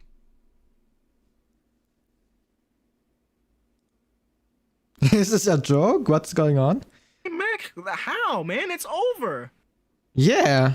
Jover, man. Leave it to Code Geass to always come back and What be like, the hey, nephew, hell? I got one more in me. And this time around, I can say I have no idea why this happened. Listen, I tried giving it a chance, which I think is more than most people would, because Code Geass is one of my favorite anime of all time. I think Okay. the world definitely has more potential for storytelling, just not like this, man. To me, we either leave Code Geass as what it was, or if we want to go apeshit again, just go all in or something. Like, if this is meant to be fan What the service hell? fuckery, then put Lelouch all over it. Make him a true mentor of the series. He's literally one of the most popular anime characters ever. If you're Is he? trying to make money, that's probably the best route. Overall, with this one, if you go in thinking that it's not What the Code hell is Geass and have this? very low expectations, I guess this is The design looks passable. cool, again, but- it's just hard for me to overlook Yeah. that fact, and I think you might just be better off watching the original again. So that's my conclusion here. Just I go like watch the OG pizza Code girl. Geass. The final section of Rapid Fire is going to One Piece? One Let's Piece went off this year, and especially during the summer, go. so you know, as the resident addict, I had to mention it. The animation went fucko mode in the show. There's no Yeah. other way to put it. I gave it a The sense of some of animation is most apeshit awesome insane. moments. Also in the latest episode, it's so crazy. Played some of the most Like those animators, you know, are they seeing their kids? Are they seeing their wives? What's going on there? Did they get kicked out of their house and now they spend all day animating to compensate? What's going on? with dynamic, interesting fight scenes I've seen To cope? in anime, like ever. The action sequences here are up there with some of the great. Man, this scene was so sad. I loved it, but it was so depressing. I feel so bad for Garp, you know? Like, all of the people he trained are freaking villains. Except for Corby. But who knows what's gonna happen to him in 1 year, you know? Oh I just boy. wanted to gush about it for a little bit. Also, while we're still talking about One Piece... Oh, the even though fan this- letter was also gorgeous. I loved it so much. I'm sorry. I'm just fangirling right here. I'm sorry. technically came out in the fall, I thought I might as well mention the fan letter. Fan letter Yeah. encapsulates such a beautiful story worked into One Piece really well Yeah. after the time skip. In my One Piece video, I talked about how those moments when we see the rest of the world looking in at the Straw Hats are really cool, and fan letter basically does that the whole time. We get the outside perspectives of the Straw Hats from just a bunch of random people. Some are fans, some are haters, but regardless, it was a really great way to build It up the was world really even good, more. yes. The directing was outstanding, typical of what we've come to expect from Ishitami Megami. She really puts a ton of work into her craft, and you can see it all over this episode. Overall, One Piece fans, we are still eating good, with the manga going Yes, off, the anime yes, coming yes. back soon, and Whoa. getting remade multiple times. Oh, and also don't forget the live action that's coming out later this year. This Oh, is it's so coming back? We're gonna react to that. I'm gonna make an extra slot for that one. That's what I'm telling you. foolishness, man. I don't want to hear any complaining from any One Piece fans about lack of content. Like, if you do complain, you stupid. Alright, that's all I got for Rapid Fire for the summer, so now it's time for Anime of the Season. Drum roll, please. It's Monogatari. It's Monogatari. Why? I have a very strong bias towards this show. Ken What's with probably One should be the Piece? winner, What's but with my One video, my Piece? rules. So now, with that all out of the way, brace yourselves, because we're about to talk What? about the best season of 2024. Fall.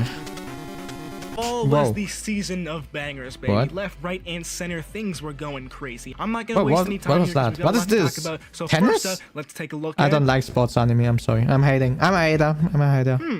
Oh. I wonder what this one's called. Haven't- Dandadan came out guns blazing as the haven't- show to top haven't all watched other it. shows. I'm It was a sorry. showcase of some of the most hype, insane moments we saw from anime in 2024. Really? And I think this series single-handedly pumped Is life it back that into good?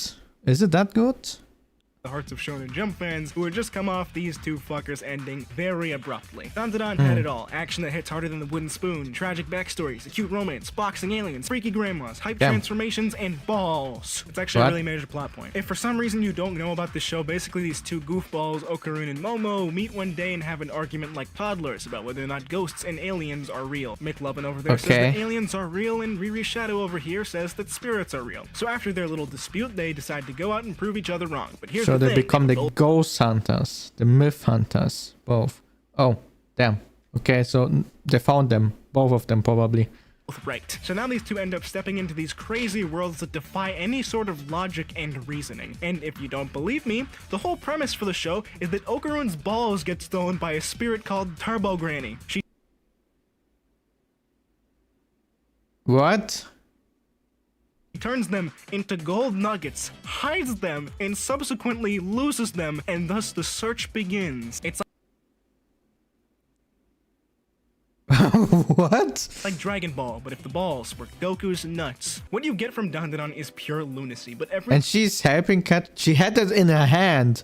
She had it in her hand. Okay, right. You know, I'm not gonna judge.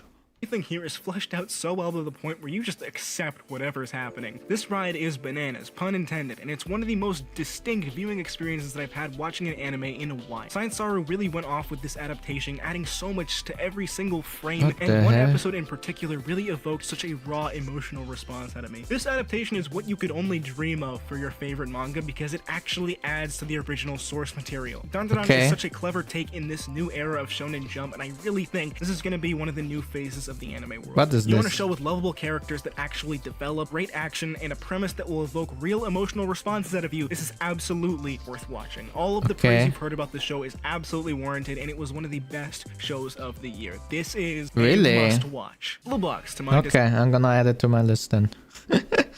What is this? Blue box? Oh, the animation looks insane.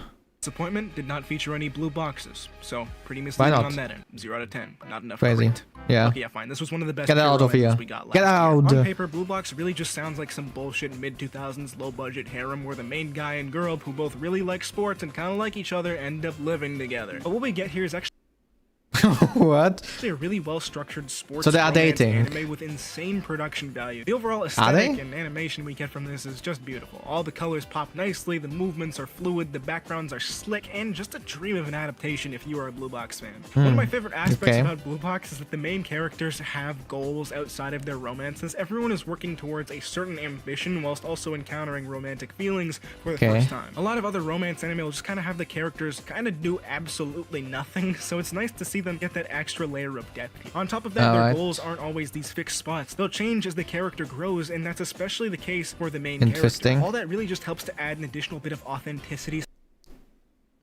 I like this game, but I wouldn't watch an anime about it. I'm sorry.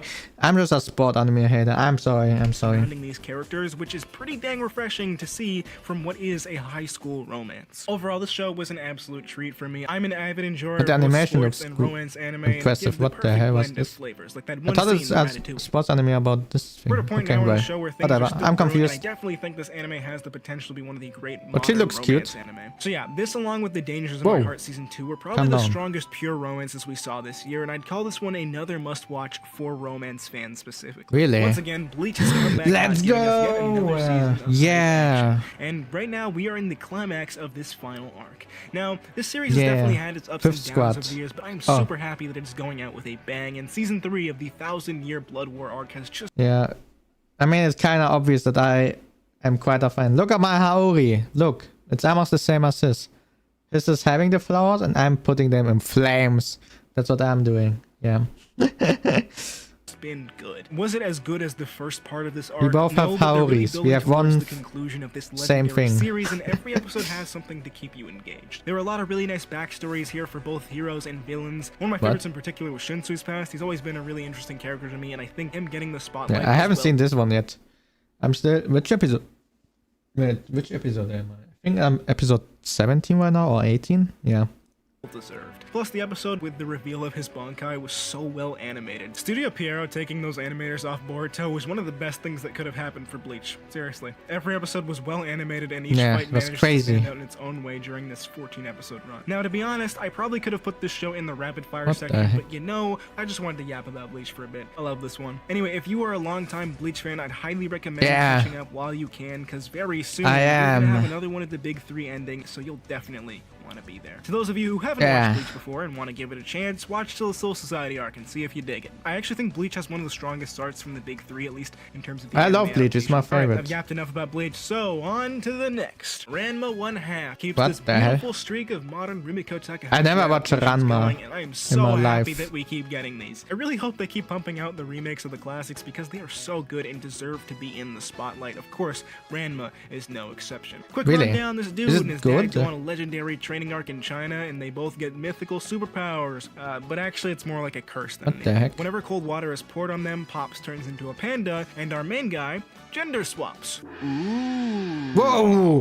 What are you looking at? Well, the problems don't end there, folks, because a little bit before this trip happened, Pops and his best friend had a little talk to each other, being like, yo, bro, wouldn't it be sick if our kids, like, married each other? Bro, yeah. Then we'd be like, super bros. Bro. Crazy. Bro. So now Ranma right best here idea has a new you problem to deal could have with. had. An arranged marriage with a girl he is seemingly completely incompatible with. The two families start living together, and we've got on our hands a little enemies to lovers living together high school martial arts romance, baby. Ranma is an extremely good rom-com series that embodies some of the most fun classic elements that anime has to offer. We've got a really interesting story, characters that are goofy but also grow as human beings, some fun breaks of action in between, and just overall a really fun time. One thing that Rumiko Takahashi really popularized back in the day was this misunderstanding trope. Nowadays, a lot of time when we encounter it in certain shows, it comes across as really irritating more than anything. But here, and in a lot of her works, the trope is used in the right way. In some cases, oh, did you also see my dress up darling gets a new season? Not insufferable. It makes a lot of the scenarios we encounter in the show a lot more endearing and charming, which ends up making you feel I saw the teaser on Twitter. Through some of the strange bullshit that happens here, I'm gonna watch it. That's for sure.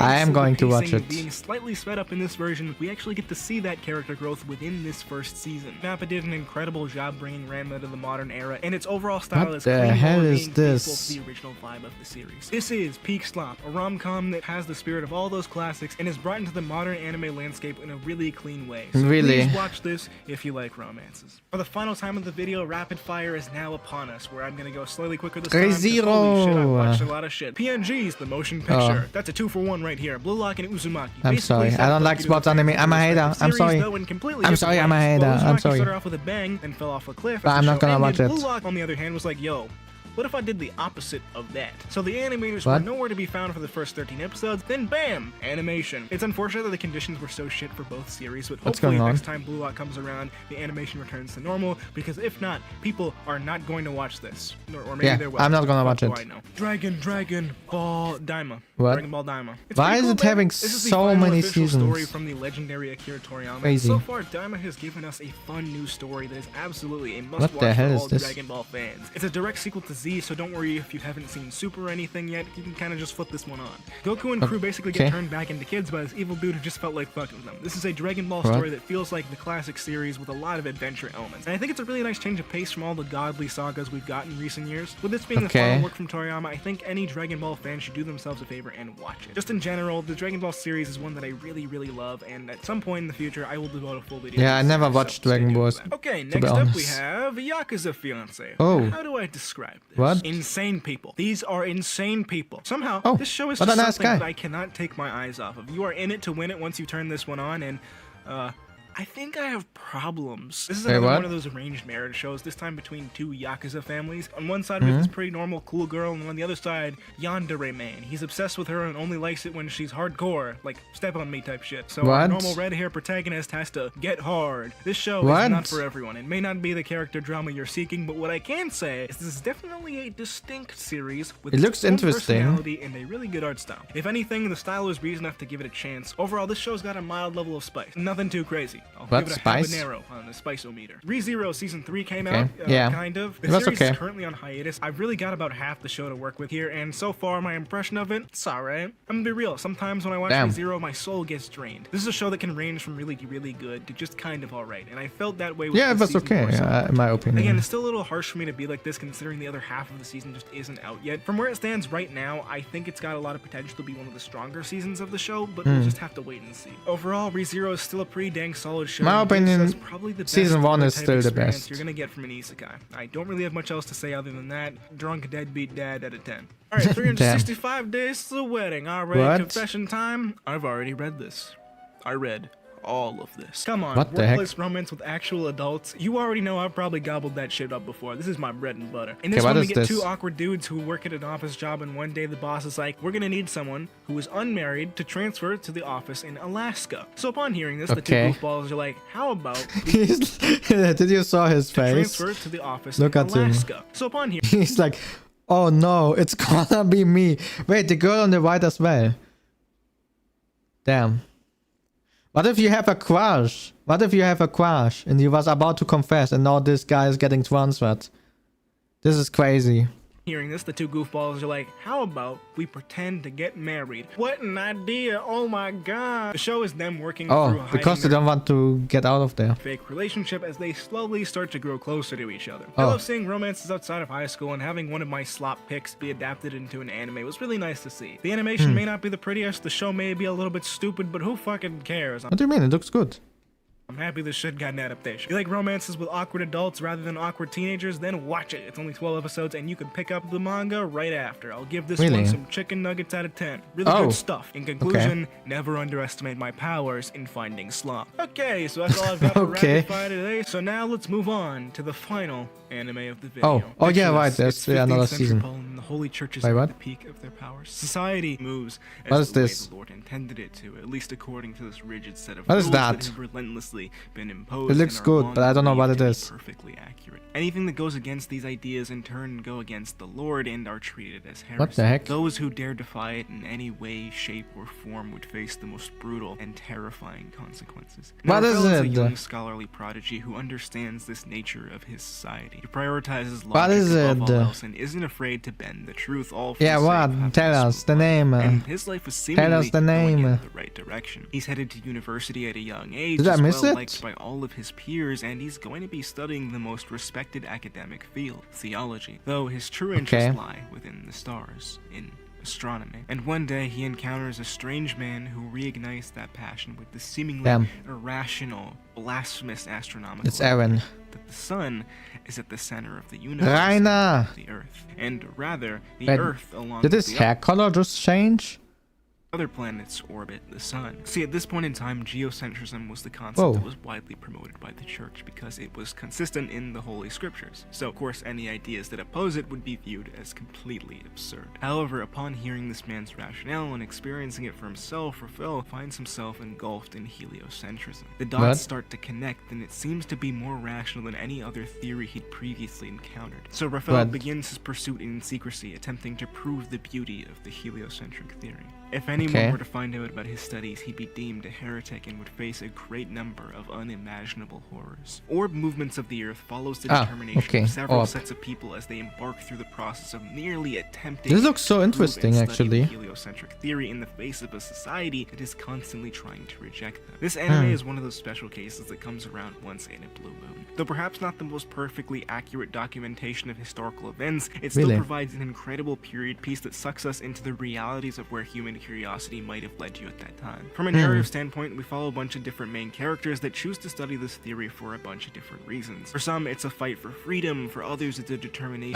I might put that on my private to watch Each this. character's Looks motivation really for cool. studying it is really incredibly cool. interesting, and you get absolutely engulfed in each person's circumstances. The story is almost always engaging, the world is brutal yet intriguing, and this is really one of those stories that can stand among some of the modern greats, much like a Vinland Saga. It possesses Vinland themes centered Saga is around so good faith, as well. science, and philosophy all coming Hey, together it looks in so one of the most good, actually. impactful anime that has come out in the What last the hell? few years. Now, I don't want to say too much more about Orb, rather you should just go and watch it I yourself, will watch 'cause it. this is a must watch Thank you. period. It's a series that you could give to someone who hasn't watched anime before and they'd probably enjoy it. This one Hmm. is absolutely worth it, so please give it some more love. Alright, so those were the anime of 2024 that I had something to say about. And now, for this final part of the video, we can determine the ultimate question, the one you've all been waiting for, anime who's the best? of the year. I was about to say One Piece. Yeah, there you go. There you go. It's already there. It's already revealed. It's One Piece. Okay, Or so a lot Bleach. of really good contenders here. But Now, Bleach what is there do as well. I think will Bleach, win the Bleach, Crunchyroll Bleach. Awards? Probably Freerun, let's be real here. But just giving What? it to Freerun outright would be kind of boring and semi-anticlimactic, though it does absolutely deserve I still its have to praise. watch that So one. what I'm going to do here is exclude it from my anime of the year 2024, because a large chunk of it came out in 2023. So in terms Okay. of what exclusively came out in 2024, I'm going to have to give it to Orb and Dandadan. These are two Oh, shows that I enjoyed okay. way too much for different reasons, and they definitely caught me off guard the most this year. I know it's a cop-out to give two animes the award, but honestly, I think they really deserve it, and you know, the there's hell really is that? nothing else I can think of that. そうだエヴァンゲリオン M 号機だ Evangelion freaking killed my OBS. What's going on here? Are we back? Is everything still live? Evangelion just killed my OBS. Wait, let me check. Are we still live on YouTube? YouTube. Okay. We are still there. We are still there. Okay. We are good. Baka. I saw this. Why can't we have something like this in Europe? I'm sorry. Look at this. It looks so good. You got so good merch. But you got like robots as merch. Imagine you Fuck get it. imagine you get a freaking Happy Meal and you get these things. It's insane. Depression Insane. wins. See you guys. What? Congrats to Mac Evangelion. What?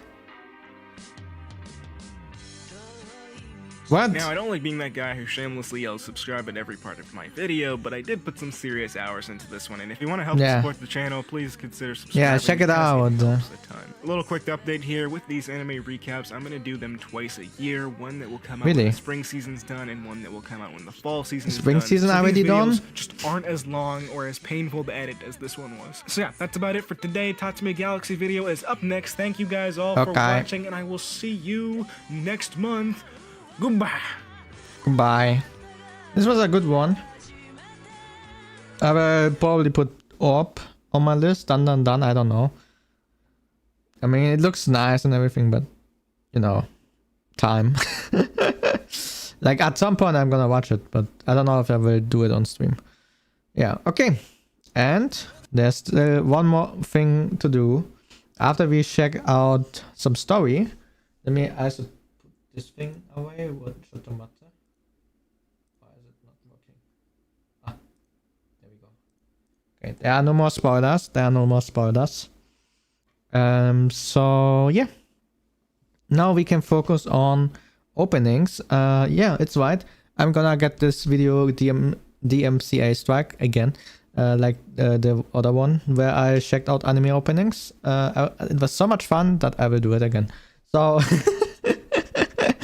so yeah, we are checking out Kuma's channel, and he made a video called My Top 40 Anime Openings Spring 2025.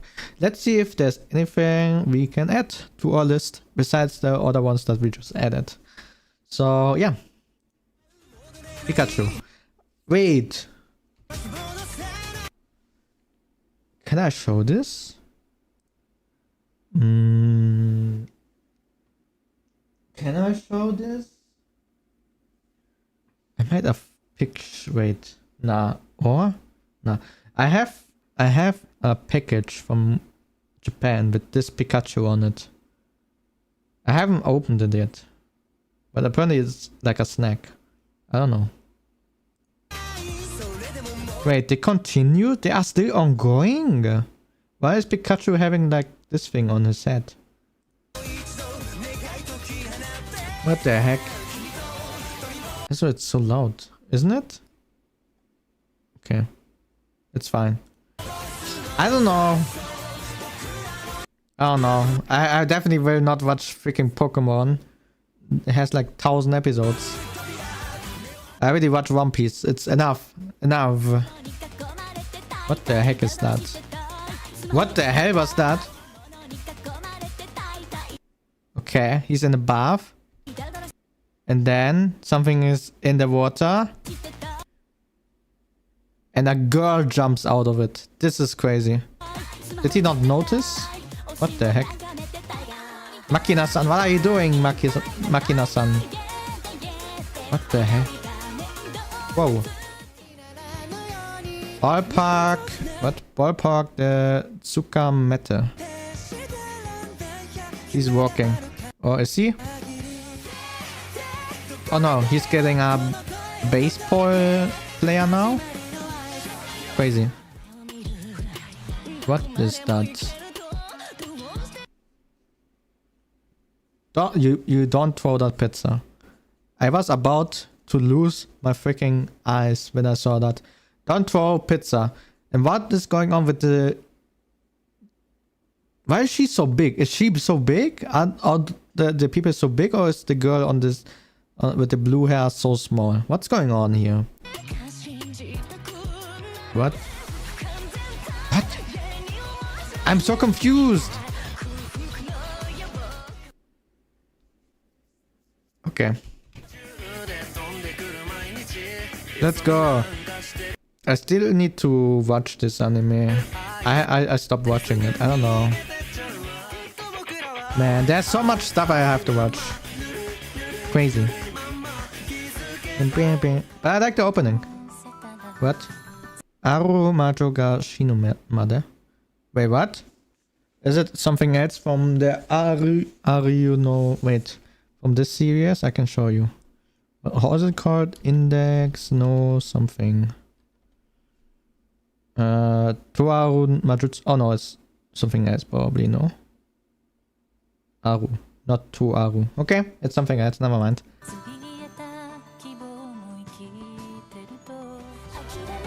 Okay. It's about witches. She's having... What is she having? Is this a rabbit or a squirrel? Look. It's a squirrel or a cat? What is that? What is it? It's a mix of like every anime on the planet. Crazy. Okay. She's having the Pikachu head. Nazotoki wa dina no ato de. Whatever that means. Oh. Good song. Good song. Yeah. Oh, mech anime. What's going on here?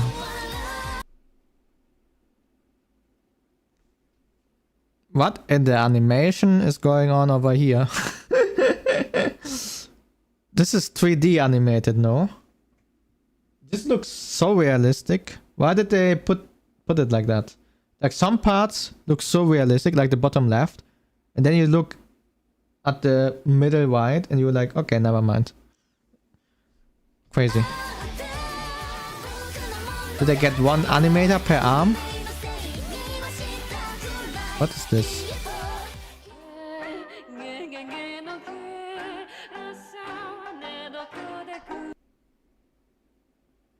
What is happening?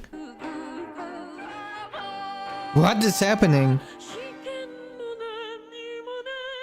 What the hell? Wait, was this Ado? By Ado. What? Crazy. I only recognize her because she screamed. Crazy. I didn't check the name before. Okay. What? I was about to say it looks like a average school anime, but never mind about that. Never mind. I don't know what is happening here. What the hell?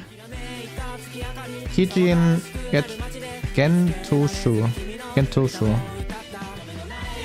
Nice song. Oh! Oh! Samurai. They look like me. Okay, this is your average woman's anime, no? Tell me not. Tell me not. Okay, look. We got Blueberry. We got the average Japanese girl. What was that? Who else do we have? Oh, it's only those two. Okay. But this looks like an average romance anime to me. I'm sorry. If you like this anime, it might be a good one, but for me, it looks quite average. I'm sorry, I'm a hater. Classic stars. What is that? The heck? It's an idol anime? Question mark? What's going on? Guilty Gear. Strive Dual Rulers. What the hell? What is this about? Okay. That's some crazy design. Interesting. The animation looks crazy in the opening. Like those effects. Crazy. What am I looking at? Isekai? Oh no, it's your average overpowered anime guy with 1,000 girls anime. Oh no. Am I wrong? Am I wrong? I don't know. It looks like it to me. Beyblade? I love Beyblades. I played a Beyblade game at some point on my phone. And then I played so much and then I realized at some point, wait, everyone is stronger than me. And they all have those weird things that cost like $100. And then I realized it's freaking pay to win. I cannot believe it. Is there any good Beyblade game out there? Beyblade is so underrated. I love Beyblades. I love the concept of it. Bakugan was cool as well in my opinion. Oh, what is that? Another isekai? No, what is this? The heck?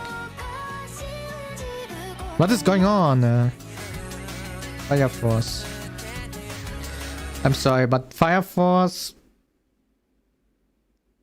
I don't know about the new season. I watched it a bit, but I don't know, man. I don't know. Am I just a hater? Maybe I'm just a hater. I don't know. I don't know. Oh. Theogonia. What is Emilia doing there? What's going on? What?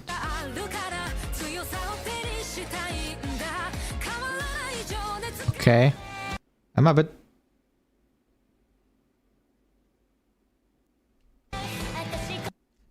confused. About those openings. So far, I don't know, man. We are halfway to the video and none of them pick me up so far. Maybe I'm just a hater. I don't know. Maybe let's stick with Frieren and My Dress Up Darling. And Bleach. What the hell? Is it like Toradora? What's going on here? Look, there are so many girls again. What is going on? Is it a harem again? Again? Come on. Show it. Wait, this is another one. Another high school anime. Haite Kudasai. What? Takamine-san. What is Haite? Why is he looking like that? What's going on? Oh no. It's another high school anime.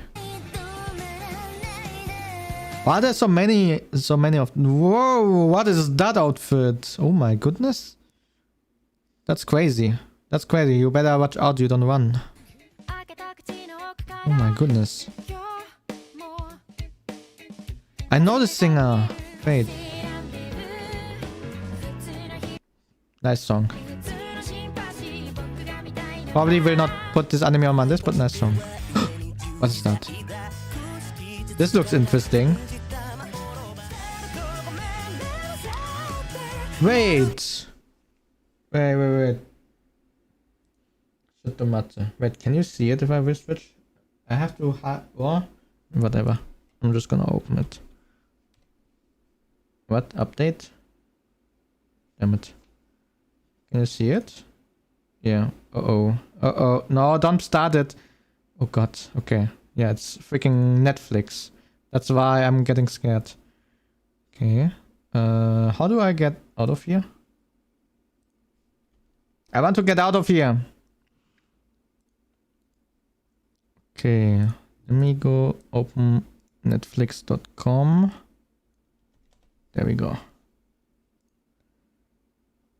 Well, you cannot see it. Oh, never mind. Okay, so I'm on Netflix right now.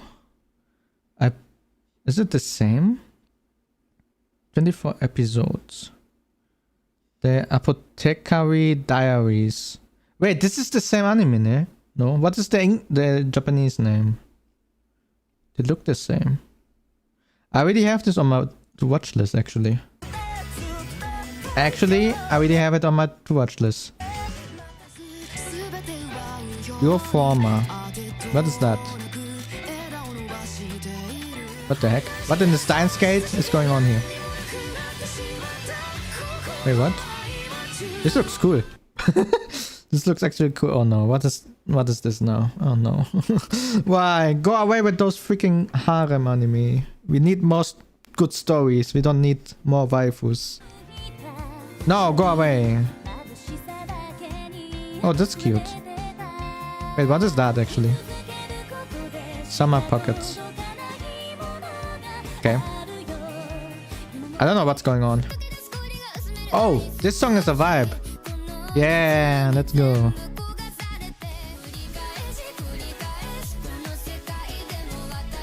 Interesting. I don't know what this is about. But from the title, I would guess it's a romance. What is this? Katainaka... oh no. Katainaka no Osan. Kensei ni Naru. What is this about? SWAT training. Wait, what?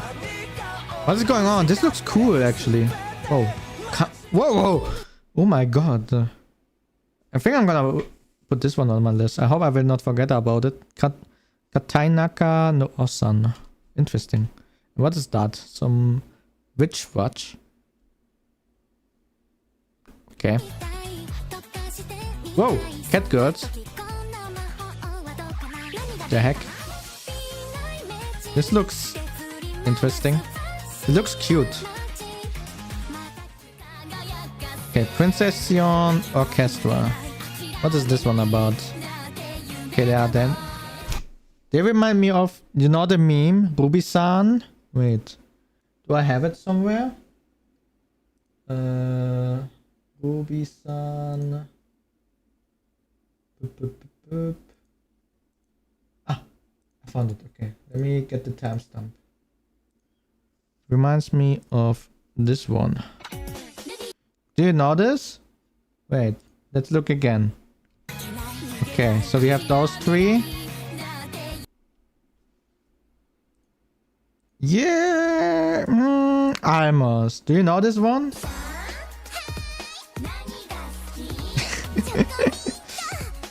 Anata.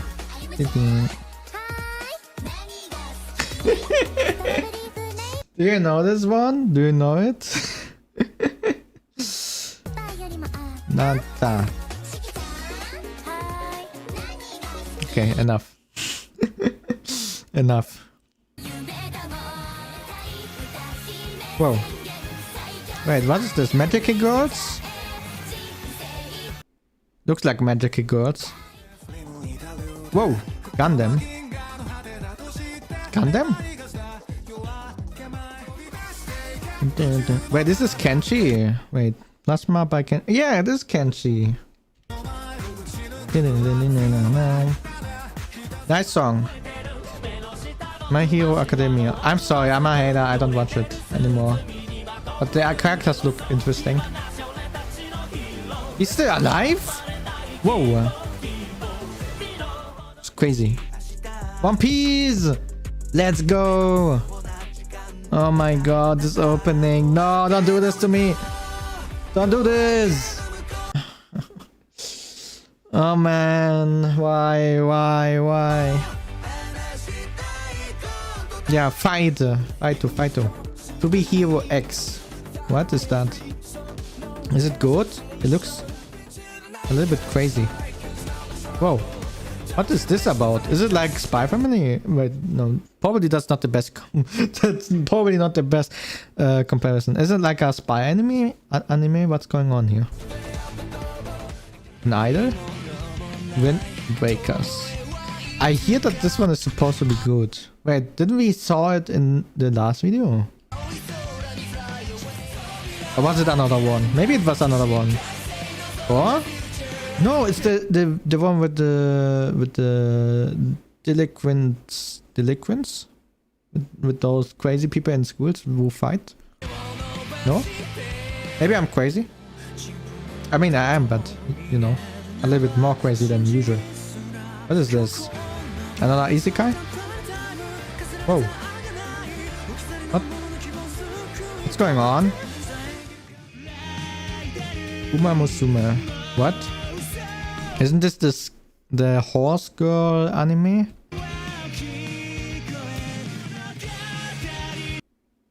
It is the horse girl anime. What the heck?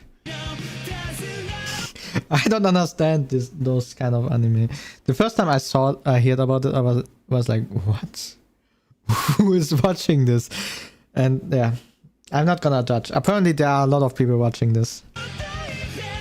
For some reason. You know, you can go outside and run. Just saying, you know. Just saying.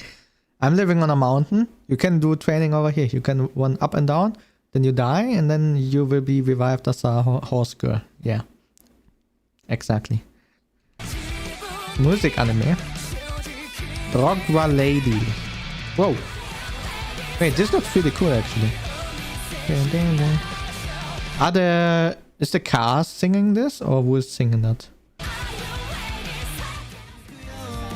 Oh, what the heck? Shin Samurai. Hey, what? Whoa, I saw swords. What's going on? So it is about samurai. It looks a little bit weird. What's going on? Like, and by weird I mean it's not the style I'm used to see from samurai anime. What's that? Saikyo no Osama. Nidome no Jinsei wa nani wo suru?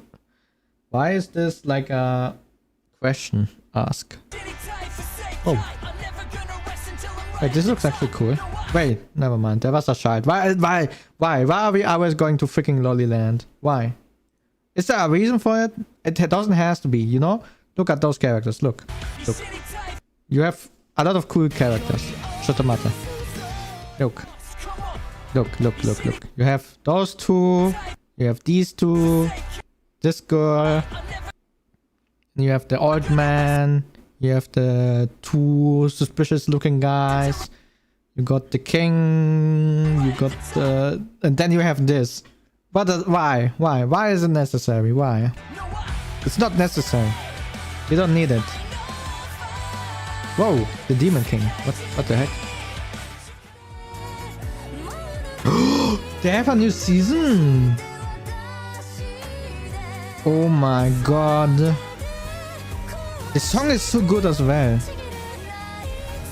Sounds like freaking Tokyo Ghoul. That's a snake. I love this. Looking really good. Okay, so that was it. My channel will be gone now. But yeah, this was interesting. I don't know, man. I don't know.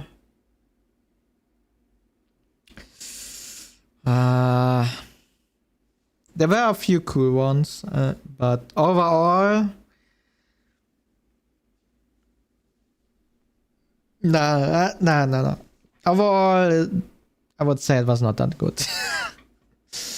There was a few that I will probably add. Like, where is it? Where is it? This one we already have on my. This one I already have on my list. Like this one, it looks really interesting. Yeah. And yeah, there was another one somewhere at the beginning. Where, whatever. But yeah, let's see. Let's see. But for today, this will be it.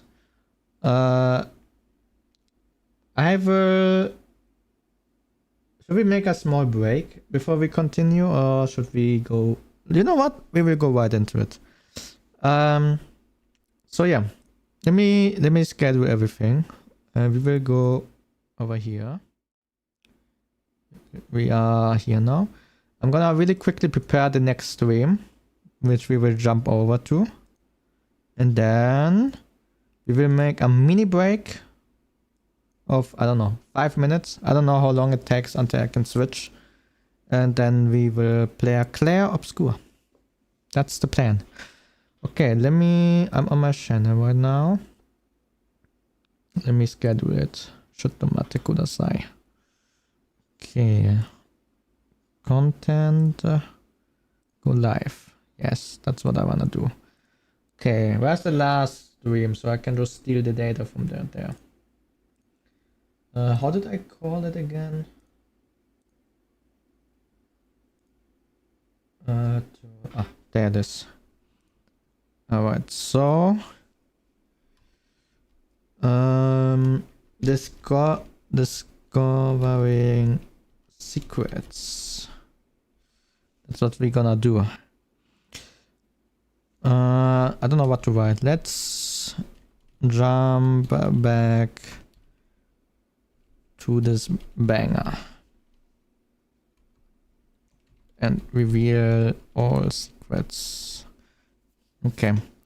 Alright. This is set up. This is set up. This is set up. I have to put this thumbnail there. Shotomate. Where do I have it? Ah, there it is. I still have to do the thumbnail for tomorrow. I don't know how far we will get today. So I have to check for a fitting thumbnail. But yeah, I think the thumbnail looks really cool. For today. Okay, let me put it here. I'm gonna put the stream start time at in... Wait, what? Why is it so far away? Should matter. 3. Okay, let's just pick. Can I change the number? I can. Okay, perfect. Alright. There we go. Okay. I have it. Let me... Can I copy the link? Or do I have to go to my channel? Alright. It's scheduled. Let me send it in the chat. For Twitch and Kick, it's gonna just remain like that. We're gonna, we're gonna joke around a little bit while we wait for the YouTube people to join over. Let me just open YouTube real quick so I can put it in the chat, the new link. Okay, there we go. So that's where we are going. Okay, I posted it 2 times. It should be good enough. And yeah, now I will be just ending the stream without any outro. And for in YouTube, I mean, we will be back in a few minutes. For Twitch and Kick, we will remain. Okay, let me end it. Otsurio, bye bye. Maybe you just wanted to watch the reactions, So I already say bye bye. Okay, it should be working now. Not Otsurio. Hello, welcome to Clair Obscure. Oh shoot, I have to change it on freaking Twitch and Kick. The title. Maybe I should have thought about that before I click the start button, Okay, let me change everything real quick. Clair Obscure. Then on Kick, I will do the same. Shotomate.